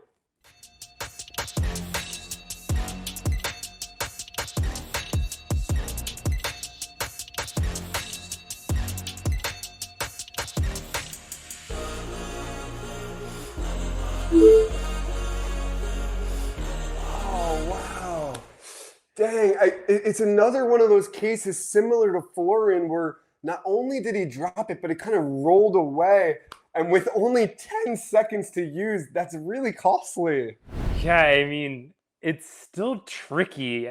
We see this Tron pull, which is a new term I just learned from Freddie, which we saw the judges reward for, I think, Sarah before in an earlier round. So we know that's a really hard move, and he hit it just absolutely flawlessly.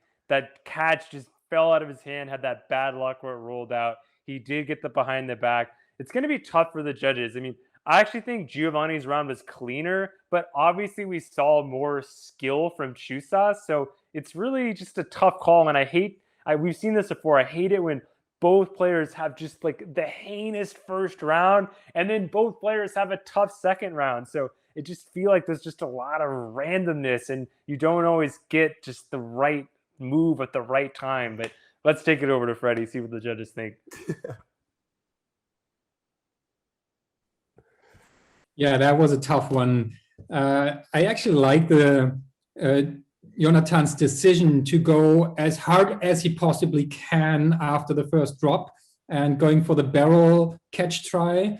He dropped that as well. Giovanni was a little bit safer in that he had just 1 drop, and it was a good choice that he took the disc a second time because I think he hesitated for a second. But he did a second try and he caught it, and that made his combo a little cleaner, and that's why he gets the point. Yeah, Giovanni takes the point, and I'm so psyched about that because really we do need to see these two play again. So here you have it, 1-1. It all comes down to this. This third point will determine your last semifinalist. Giovanni, you will play first. So back over to Rovereto, Italy. We need all new moves, no repeats, do or die, winner takes all. Let's do it. Giovanni.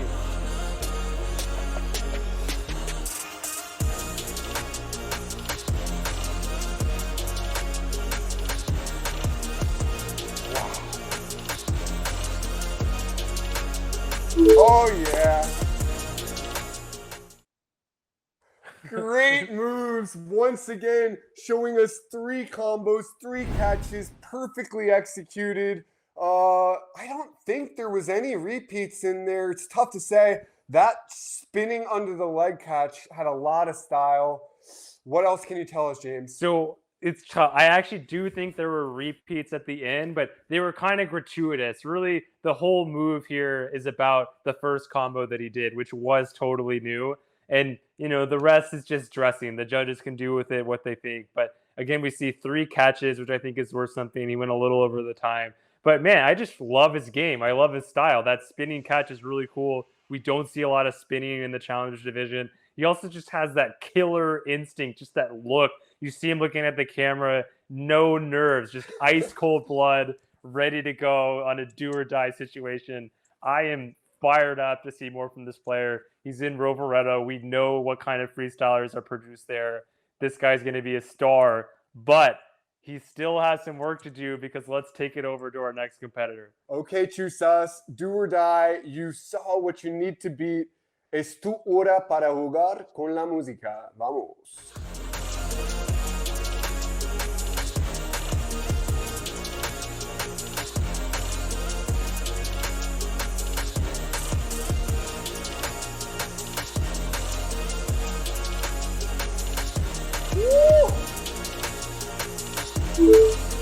Oh no!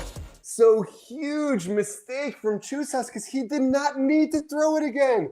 He only had about 2 seconds left when he did that throw, and it got away from him. But a beautiful barrel catch. It might be enough. I don't know. This is a tough one. There's a lot to think about here. I mean, one, I just like to say this is what Giovanni did well. He put enough pressure on to force Chusas to think he needed that extra throw. You saw Chusas pause there and do like a split-second analysis, and he decided in that moment, rightly or wrongly, I need a little more. And he went for it, and it was very, very costly.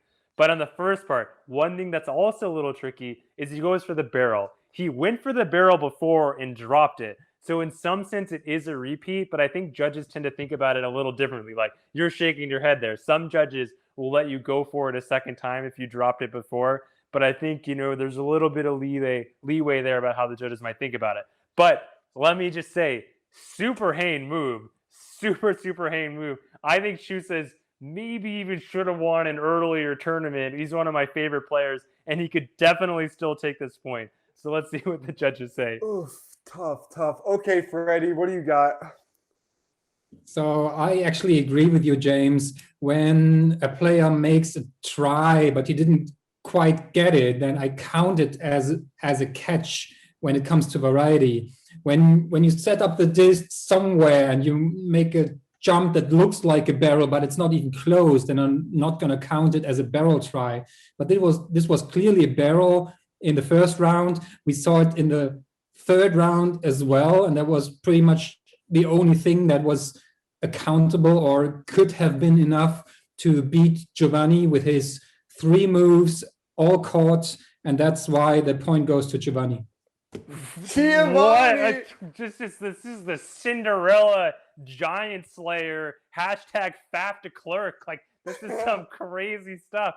All of our favorites getting knocked out. New generation of freestylers I've never seen play before are just tearing this tournament apart. I'm so fired up. Let's go. So here you have it. You're looking at your 4 semifinalists. The reigning champion, Brendan Piercy, will take on my own flesh and blood, Riley O'Neill. And rounding out the bottom half of the semifinals, Laurent Isler representing France versus Giovanni Andreoli from Italy.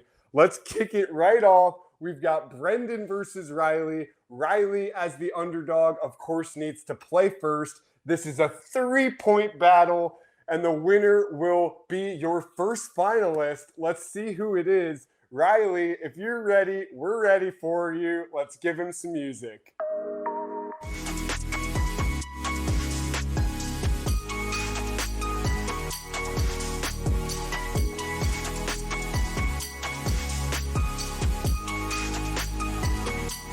Great move from Riley. So this may have been the exact combo we saw last time. Consecutive restricted tips. Seals it this time, though, with the lacer. So well executed. I think it can be beaten as a move, but I think it was a great first move to put on the board. It was really smart. He saw that the judges liked it before. I'm going to correct you there because it wasn't a laser catch. It was a bird catch which is a little bit easier, but this is a smart opening move. He lays down some nice consecutive moves, puts a good combo together, makes the catch, and now the pressure's on Brendan to respond. Okay, Brendan, you're up here in the first point.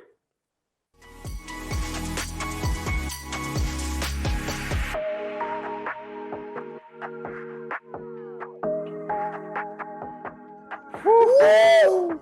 Huge move from Brendan. Really, really smartly played and gets that big jumping Gaitis to seal it off. Let's take a look at the replay. Yeah, so this is what Brendan's really famous for already as a new player. He has his combos, he sticks with them, he knows he's going to hit them, but he added a little bit of variation here. He introduced a tip that we didn't see before. It just hits that crushing Gaitis, which I think he put in a different combo earlier. I think that's going to be enough for him to make it through the next round.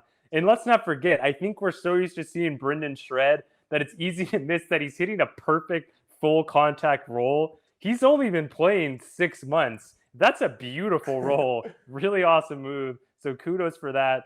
Let's see what Freddie has to say. First point here, no winner yet, but let's see who will take home this first point of the battle. It's a sweet roll indeed, and it's also a very smart move to just add it to your sequence by starting with this kind of simple but clean roll and then just start your combo afterwards. Super smart. You can rise your variety with that, and it was just a little bit cleaner in total and a little more packed with different things. So the point goes to Brendan. Brendan Piercy takes the advantage 1-0. So that means, Brendan, you will play first here in the second point. All new moves. Let's see what you got.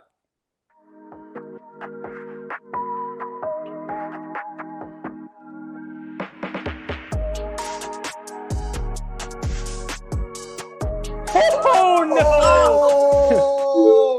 Oh my God, he went for the leg trap. That is so bizarre. We almost never see that. Just the fact that he went for it fires me up. Yeah, and he did have it there for a second. Like, I really thought he was going to stick it.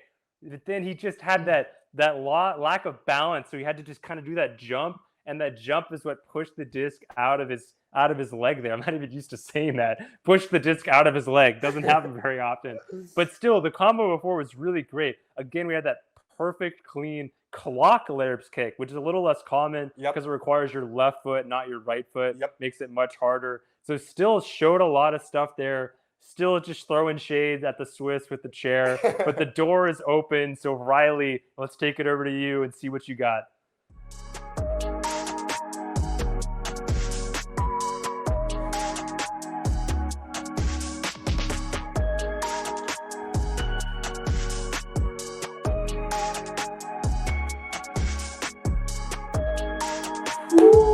Great stuff there from Riley. He knows that at very least he better keep it clean and catch his way through if he's going to push a third point, which he did. This will be difficult for the judges. Yeah, this is really smart. And this is where he's glad he went with the bird catch before, because now we have the lacer available. Hits it really cleanly, shows 2 awesome double leg overs. I think that's going to be enough for him, but we'll see what the judges think.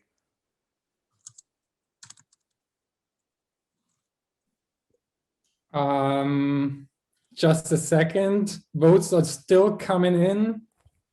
No worries. So one thing, just a question. So we saw Riley do a double leg over to one side, double leg over left to right. Those are 2 unique moves. Oh, absolutely. Yeah. And I think, to be clear, you can also do repetition for effect, as we say in New York. Sometimes you're purposely repeating a move. It's really more about repeating moves in different battles with one person. If you do a chair in your first battle, if I do a chair against Daniel in battle 1, chair against Daniel in battle 2, that's kind of what we're worried about. But if I do 3 consecutive chest rolls against Daniel, and that's great. I mean, we encourage that. We want to see that. Also want to say, while Riley was doing that move, I saw a paw just extend out from that door, just clawing to get away from the Hain freestyle. So there is just a whole world of stuff that he's dealing with in there. So amazing that he's gotten this far. But Freddie, do you have our answer?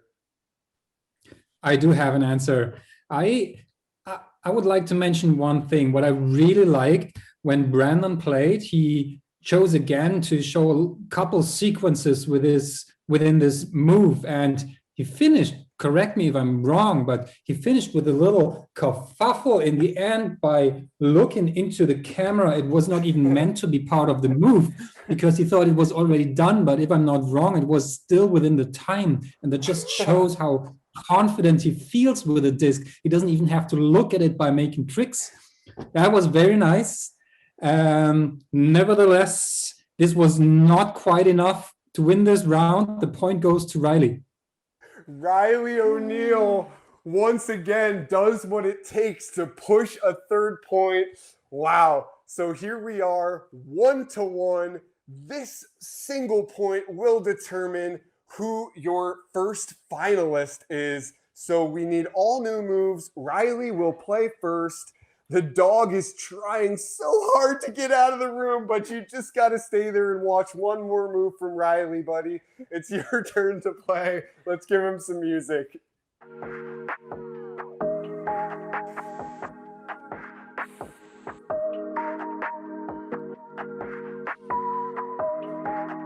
Woo!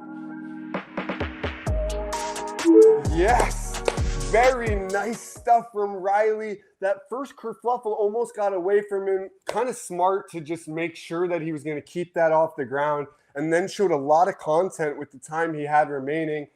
I'm going to say no repetition on that catch. What do you think? I think there was a repetition on the bird catch. He put a little air in it, so maybe the judges will treat it differently. I think that he was really smart because he knew that Brendan's going to come with a big move, and he just recovered.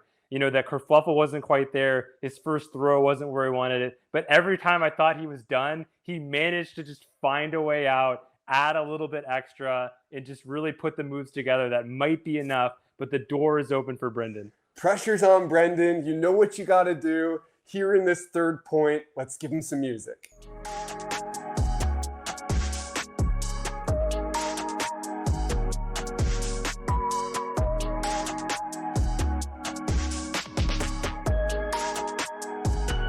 Oh, wow. Absolutely stellar performance from Brendan. We would expect no less. A chomping scarecrow gets the Godus in just at time. Beautiful flamingo there on the replay. And against the spin move, just so much content packed into that 10 seconds. I mean, he almost suffers because he's so good. I mean, you just don't even realize what he's doing and how hard it is for how long he's been playing. I mean, we've seen so little against. I mean, Freddie was talking earlier about how Ben had this tiny against, and even that is like, oh my God, you don't see that very often from newer players. And here, Brendan is just doing a full righty against sweep like it's nothing, and then setting it right into the scarecrow. It's so clean. He makes it look easy. That's what we should all strive for as freestylers. We don't want to look like what we're doing is hard. It should look easy. And yeah, great move. Okay, let's kick it over to Freddie. Great play from both semifinalists. Who earns the spot in the finals? Great play, absolutely. I totally agree with what James just said, how nicely Riley recovered after each little tiny mistake, and he brought it home. There was a repetition, I agree, with the bird catch, and in the end, Brendan showed 3 moves in a row. He won the last tournament, and he's on the way to do it again. Brendan Piercy has crushed his way right back into the finals. So exciting. So, wow, we've got one more semifinal matchup, Laurent versus Giovanni. This will determine who will square off to attempt to dethrone your reigning challenger champion, Brendan Piercy. Let's get right to it. Laurent Isler versus Giovanni Andreoli. And if I'm not mistaken, Giovanni will play first. Let's kick it over to Rovereto, Italy. There he is. He's ready to play. We'll give him some music. Point number 1.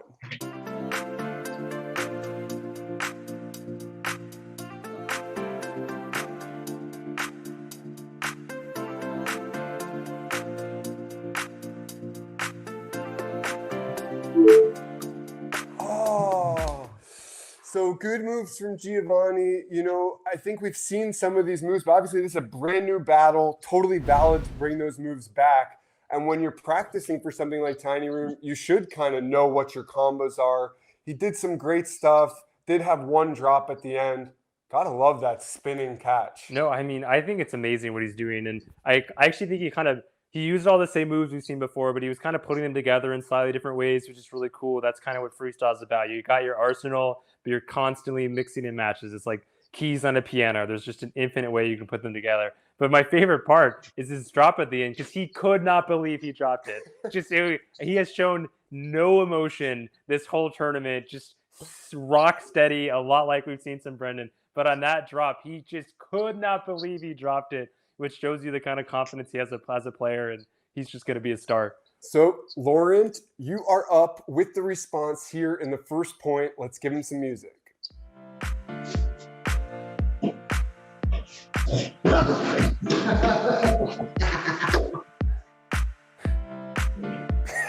Okay. All right. So that's the end of the time. I'm not sure what happened there. If it like left the window of his apartment or something, like what happened there? I don't know, but I'm going to call it a strategic decision. He's saving all of his moves for later. He's not letting anything go to waste. Great move, very smart. We'll take it. Okay, so this should be a pretty easy decision. Let's take it to Freddie.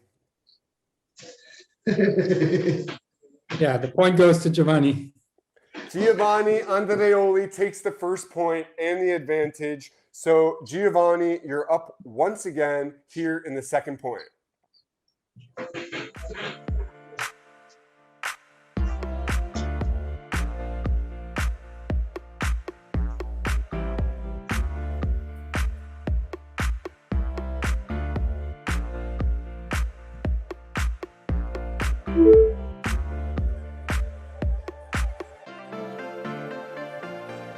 Nice stuff from Giovanni. Unfortunately, the majority of that last combo did come after time. Not sure how much credit he's going to get for that. And unfortunately, the Tron pull attempt didn't work out. Looks like he didn't get what he wanted either on that second pull, but at least he kept it off the ground and was able to set it up. Too bad that the best parts of that combo were after time. Agreed. There's two things I want to point out about Giovanni that I'm just noticing all the greatness. First, he's got this Daniel O'Neill jeans and Vans attitude, just coming in real casual with the, sportswear, really like it.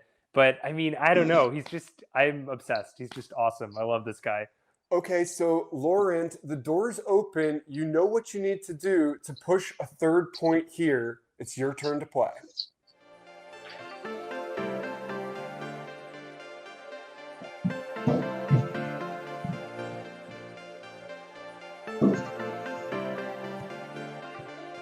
Absolutely, yes.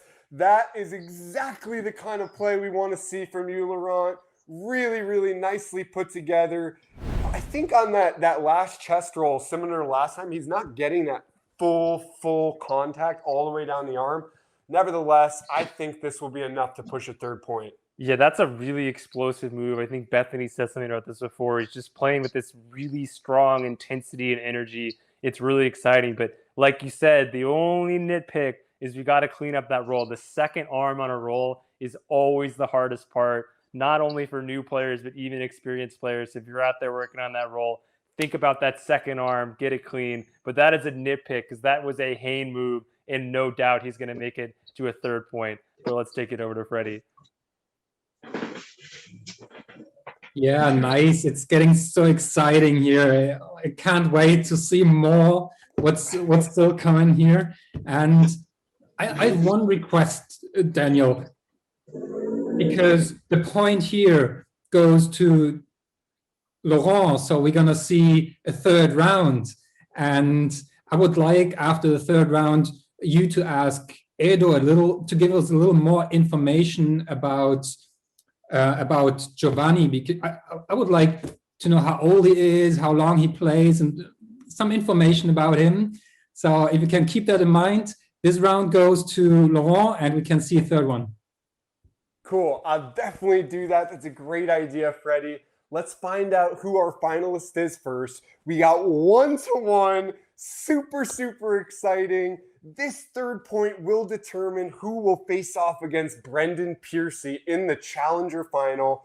So, Laurent, you will play first. We need new moves, and this is your chance to break into the final. Can you do it? Let's find out.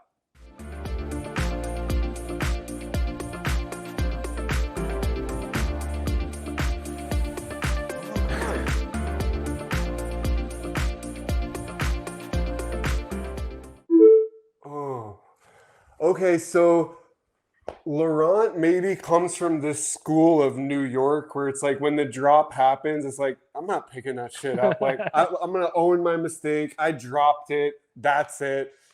I don't know if that strategy is going to pay off for him. It's not a winning strategy in a tournament, but deep respect. It's like when Joey does something non-consecutive, he just lets it hit the ground. It's like, I'd rather not touch that disc. Like, so, deep respect. It might help your game along the way to just, know what works and what doesn't, just refuse to tolerate anything less than perfect. But again, that counter invert got him, and that is a really tricky move.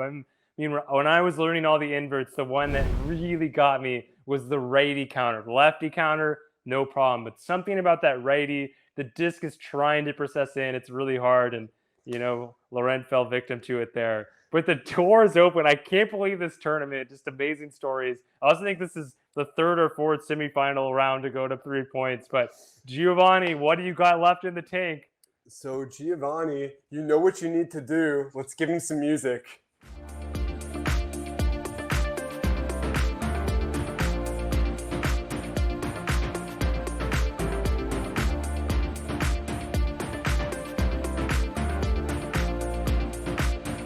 Absolutely. Well done, Giovanni.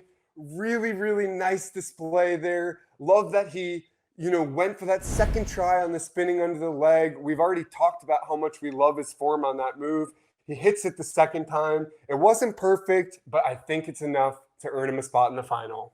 Yeah, and one other thing I meant to point out before is he's throwing himself spin, which is just so hard to do, especially when you're younger, just to have the power to jitter enough C's to do these moves. And Freddie, I actually can answer your question. He was created in a lab, mixing together Matt Gauthier, Tom Leitner, and 7 other Hall of Famers. He's just got all the foundation to be an all-star player, and he's in the right hands with Edo. But let's hear what the judges have to say. Let's find out who our last finalist is. So still, I would like you to put in Edo first to give us some more info. Some real ones. But who won? You want to hear that first? So yeah, we've seen Laurent. He just gave up super early, even though he had still 7 seconds left. That's time enough for Giovanni to make 3 moves. And that's exactly what he did. And the point goes to Giovanni. Giovanni Andreoli representing Italy. He has earned himself a spot in the final. Congratulations. So it'll be Brendan Piercy versus Giovanni in a best-of-3 matchup in the final. Before we get there, let's turn it over to Edo Turi. Edo, please tell us a little bit about Giovanni. How old is he? How long has he been playing? And in general, we just want to hear about the new generation of Frisbee Fever Rovereto, because you guys are doing such great work to bring up young players, and we all want to learn from you and do the same. Okay, thank you so much. I'm so happy that Giovanni made it through the finals, and it was unexpected. I see him in the camera, and he's like, "Oh my God, I can't believe I'm making it." And he's 12 years old. He's going to celebrate 13 years old this year, and he started in 2000. In the last part of 2018, so he's been playing since for 3 years. He started with the X-Disc, but he kept playing on his own in that garden. I have some older videos of 2019 where with the X-Disc he does some jet sketch and some flare catch laser. and yeah, he just kept playing on his own, and he was also coming to practicing section with me and Andrea in winter, just him alone, because he had some timing issues with the schools and traveling with his parents. And yeah, all the players from Rovereto are so excited to have him and can't wait to be to him for being really good. Awesome. Great story. 12, 13 years old, Giovanni Andreoli has advanced to the finals here in the Challenger Championship. This is the moment we've all been waiting for. This is the finals, Challenger division here at the Tiny Room Battle Challenge 4. It's a best of 3 matchup. So Brendan Piercy versus Giovanni Andreoli. Let's get down to it. Giovanni, you will play first. So all moves are valid. This is a new battle. The pressure's on. We can't wait to see you play. You're up, buddy. Let's give him some music.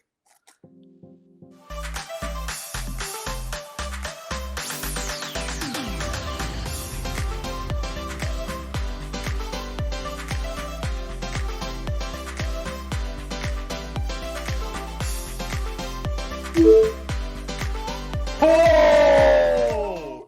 Once again, he shows us 2 moves that we've seen him do before beautifully, but then totally surprises us with that scarecrow attempt.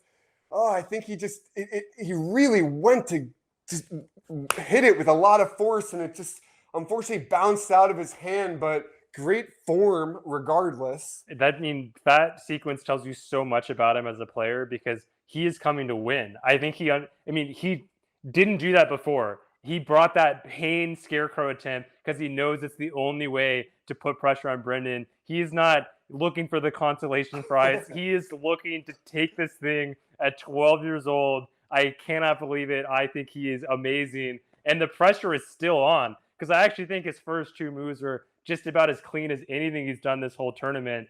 So, wow, looking really confident out there. Okay, Brendan, doors slightly cracked open. You're up with the response here in the first point.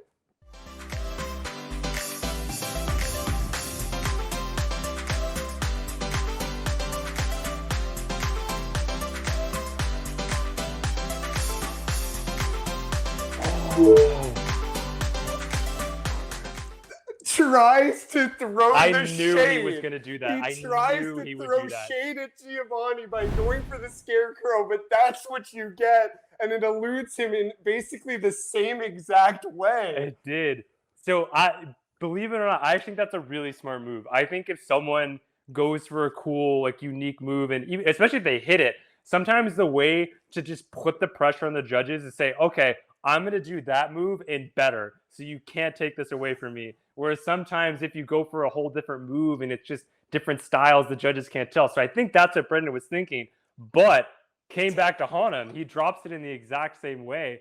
And it was weird. Somehow Brendan's move felt shorter, even though they both took up the 10 seconds. I don't know if that was a technology problem or what happened there, but yeah, I'm curious what the judges are going to say. It's super tough. Very, very, very close here in the first point. Let's kick it over to Freddie to see what the judges thought. I think they are not ready yet. It's a hard decision. Maybe you want to ask someone else first. Sure. Yeah, I'd like to. So let's actually kick it over and talk to Shar Powell from Seattle, Washington. Shar, great to see your face. Love to just hear what you thought about this specific battle and today's action in general. Well, I agreed about this battle was close because both of them did fill the content in the 10 seconds, but I think Brendan's double over kind of swayed me. And in terms of the action today, it's just been amazing. Awesome. Really happy. Who's your friend? Oh, this is Tigger, the Frisbee cat. And he barks. Cutie. Yeah. Okay, so we've got 1 vote for Brendan, But is it enough? What did the judges think in aggregate? Let's go back to Freddie to see if we have a result. It was not enough. The point goes to Whoa. Giovanni. Giovanni Andreoli takes the point. So there you have it, 1-1, is it? No, it's 1-0. Thank you. Sorry. 1-0. What would you do without me? Yeah, that was bad. Okay, 1-0. Giovanni Andreoli takes the first point here. So Giovanni, you will play first here in the second point. He's got a big smile. He's made it this far. Can he become our new champion? You've got the music and you're up.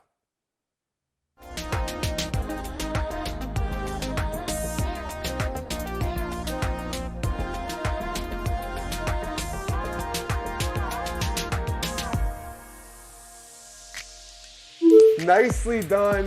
So we've seen this a couple times from Giovanni. When it doesn't work the first time, he wants to go back and show us that he can in fact execute that move, which he did. A nice jumping catch. I like the way he really gets full extension through his legs on that jump for the final catch, but certainly left the door open for Brendan as well. Yeah, and I think he was listening to the judges there. He heard Shar give the props to the double leg over, goes for it himself, doesn't quite get it.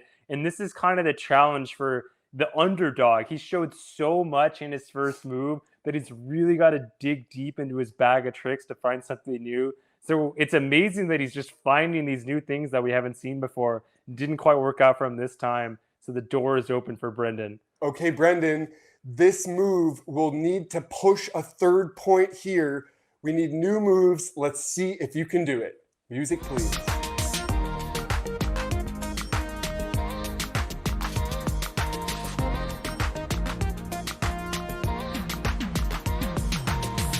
Very nicely done, smartly played. We've seen these moves from him before. Piccolo catch, triple fake catch, turnover demonstrating both spins. There was like a little bit of wobble or something on this upside down delay after he turns it over right there. Yep. But other than that, there's not a lot bad to say about that move. I like the way he accents that triple fake catch. Yeah, I think that was great. It's what he needed. This is where just that little bit deeper game for Brendan really helps him. He knows he has plenty of moves in the bag. He sent me like 6 or 7 videos yesterday of all the moves he was thinking about. And that's the execution we're used to seeing from him. So let's see what the judges think.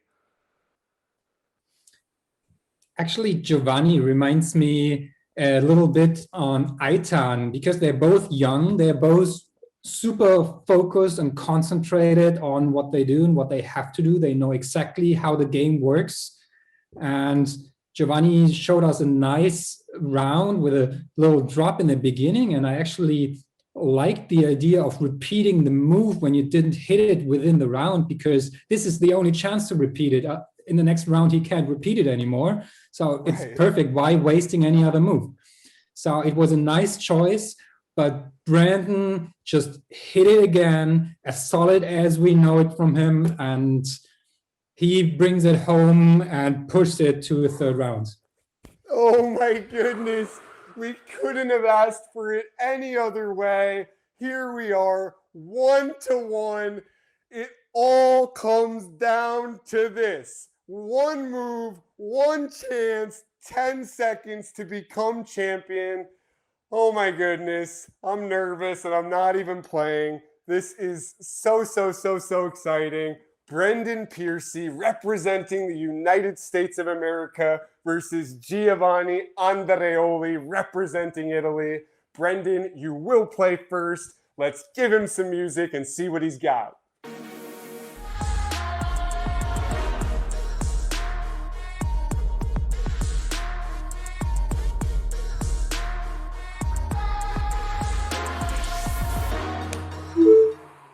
Good stuff from Brendan. So unfortunately, that chest roll, which we saw him do perfectly in the previous battle, just kind of gets out of his hand.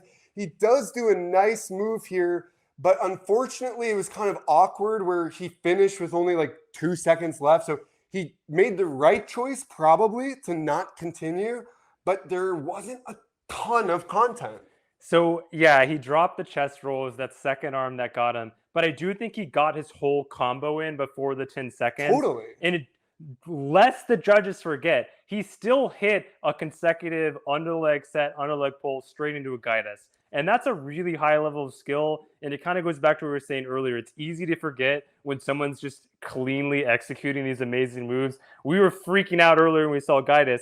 Now it's the finals, so the standard's a lot higher, but that was still a super hand combo. So I just, I'm not pushing any thumbs on the scale or anything. We haven't seen Giovanni's move, but just pointed it out there. The pressure's on, but like you said, the door is open. Okay, so Giovanni has the benefit of seeing his competitor play first. You know what you need to do. Let's give him some music.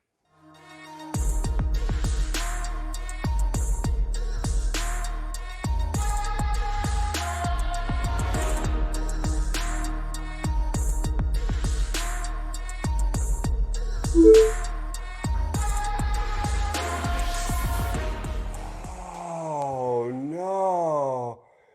Okay, so this is so challenging because once again, we're left in a situation where both players ended up dropping it, but they both showed a lot of good content. I don't even know. I mean, it's tough. We got that Tron pull, which is Twice. just so awesome. Yeah, hits it twice. He had a little bit of flub right at the beginning where it looks like he said it wasn't quite high enough. But to me, it's going to come down to they both had a drop. So really, what did they hit that wasn't a drop in the time? Because we also saw Giovanni go a little bit over. And, I'm not going to say what I saw because I'm a little biased, but, great showing from both players. It's too bad they didn't have their hottest moves in the last battle. But, I can see votes going either way. So before we kick it over to Freddie, I'd like to just talk to each of the judges one more time. Let's start with Bethany. Thank you so much for joining us as a judge today, Bethany. We really appreciate and value your perspective. What did you see in this last matchup? Wow. A really hard choice on the part of the judges. That's what I saw. I'm so psyched for Gio, a 12-year-old, to be playing so well and so confidently. Actually, one thing that I noticed in this last round or this last battle with Gio was, he is within the discs, and actually maybe you guys didn't see it, but he had that set up last time too. You just couldn't see the front set of discs in the camera, but I also saw him step out just a little bit, but I saw him step outside of that.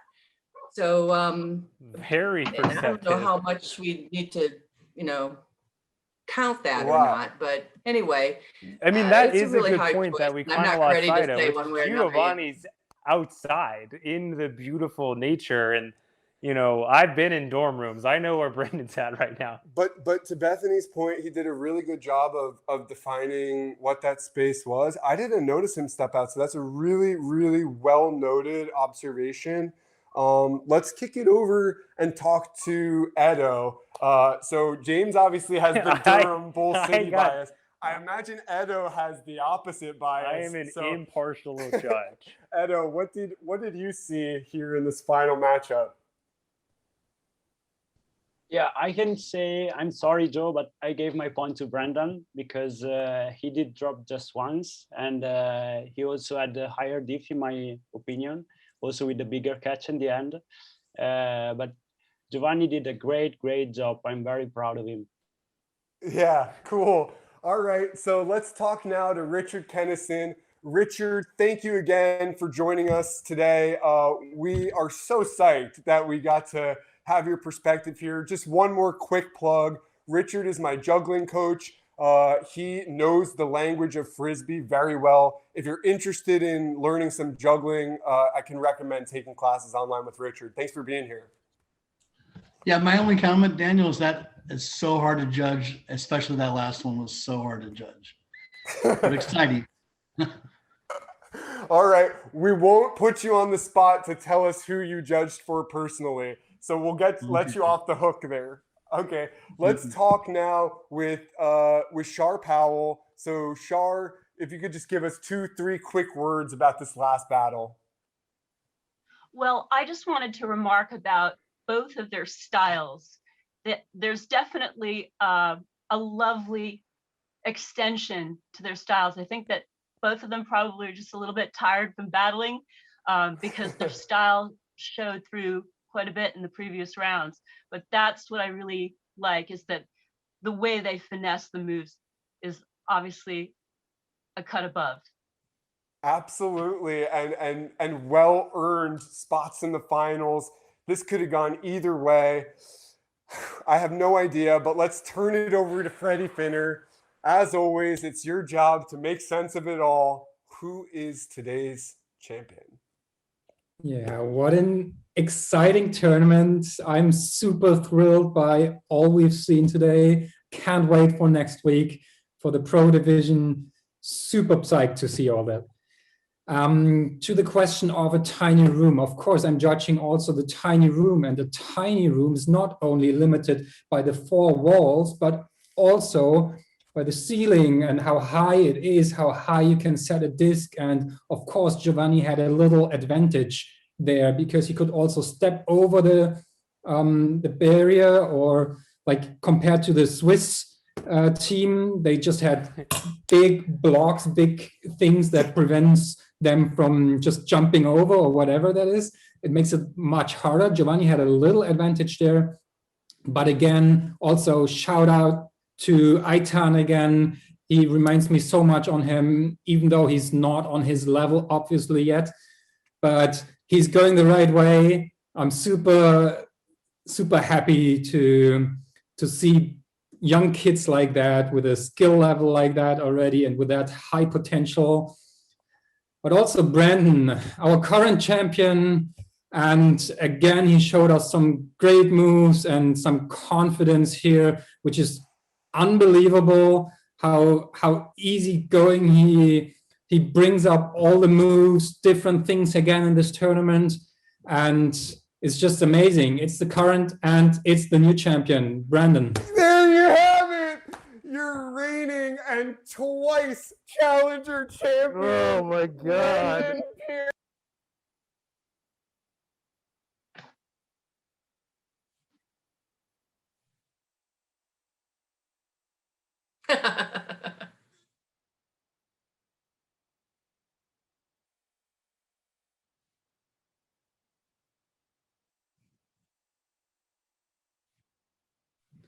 They're just too excited, so they kind of unplug their microphones or something. Yay! Yay! Yay! Yay! That's what they were saying. Yeah. Okay.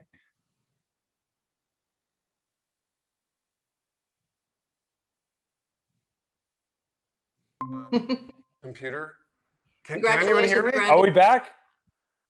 We're back! Takes the win. Breaking the stream in the process.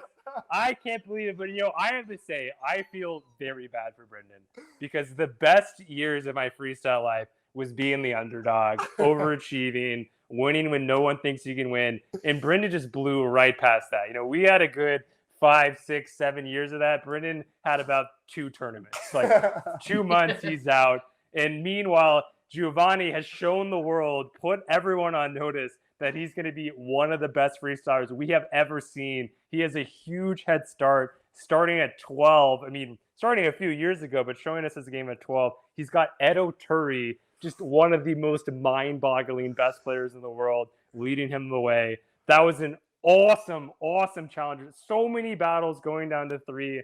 I've got so many things I need to work on. I've got one move I'm never going to try, the floopy. Oh, my knees hurt just thinking about it. Just unbelievable. What did you think, Daniel? Oh my goodness, what a really great day. I'm so excited for all of our competitors. Thank you so much for being a part of this. We really had the best time. Huge congratulations to Brendan Piercy, your champion of the Challenger division, now 2 times. Wow, amazing performance from Brendan, from all of our players. So we're ready to sign off. Huge thank you to the FPA, to Frisbee Guru, to Ryan Young, to Mystic, to all the parents, coaches, players, spectators. James, to you, to everybody who has been a part of making this event a success. We will see you all next weekend, Saturday, May 1st and Sunday, May 2nd, 12 p.m. to 2 p.m. Eastern time for the Pro and Women's Tiny Room Challenge 4. Thank you and see you next weekend.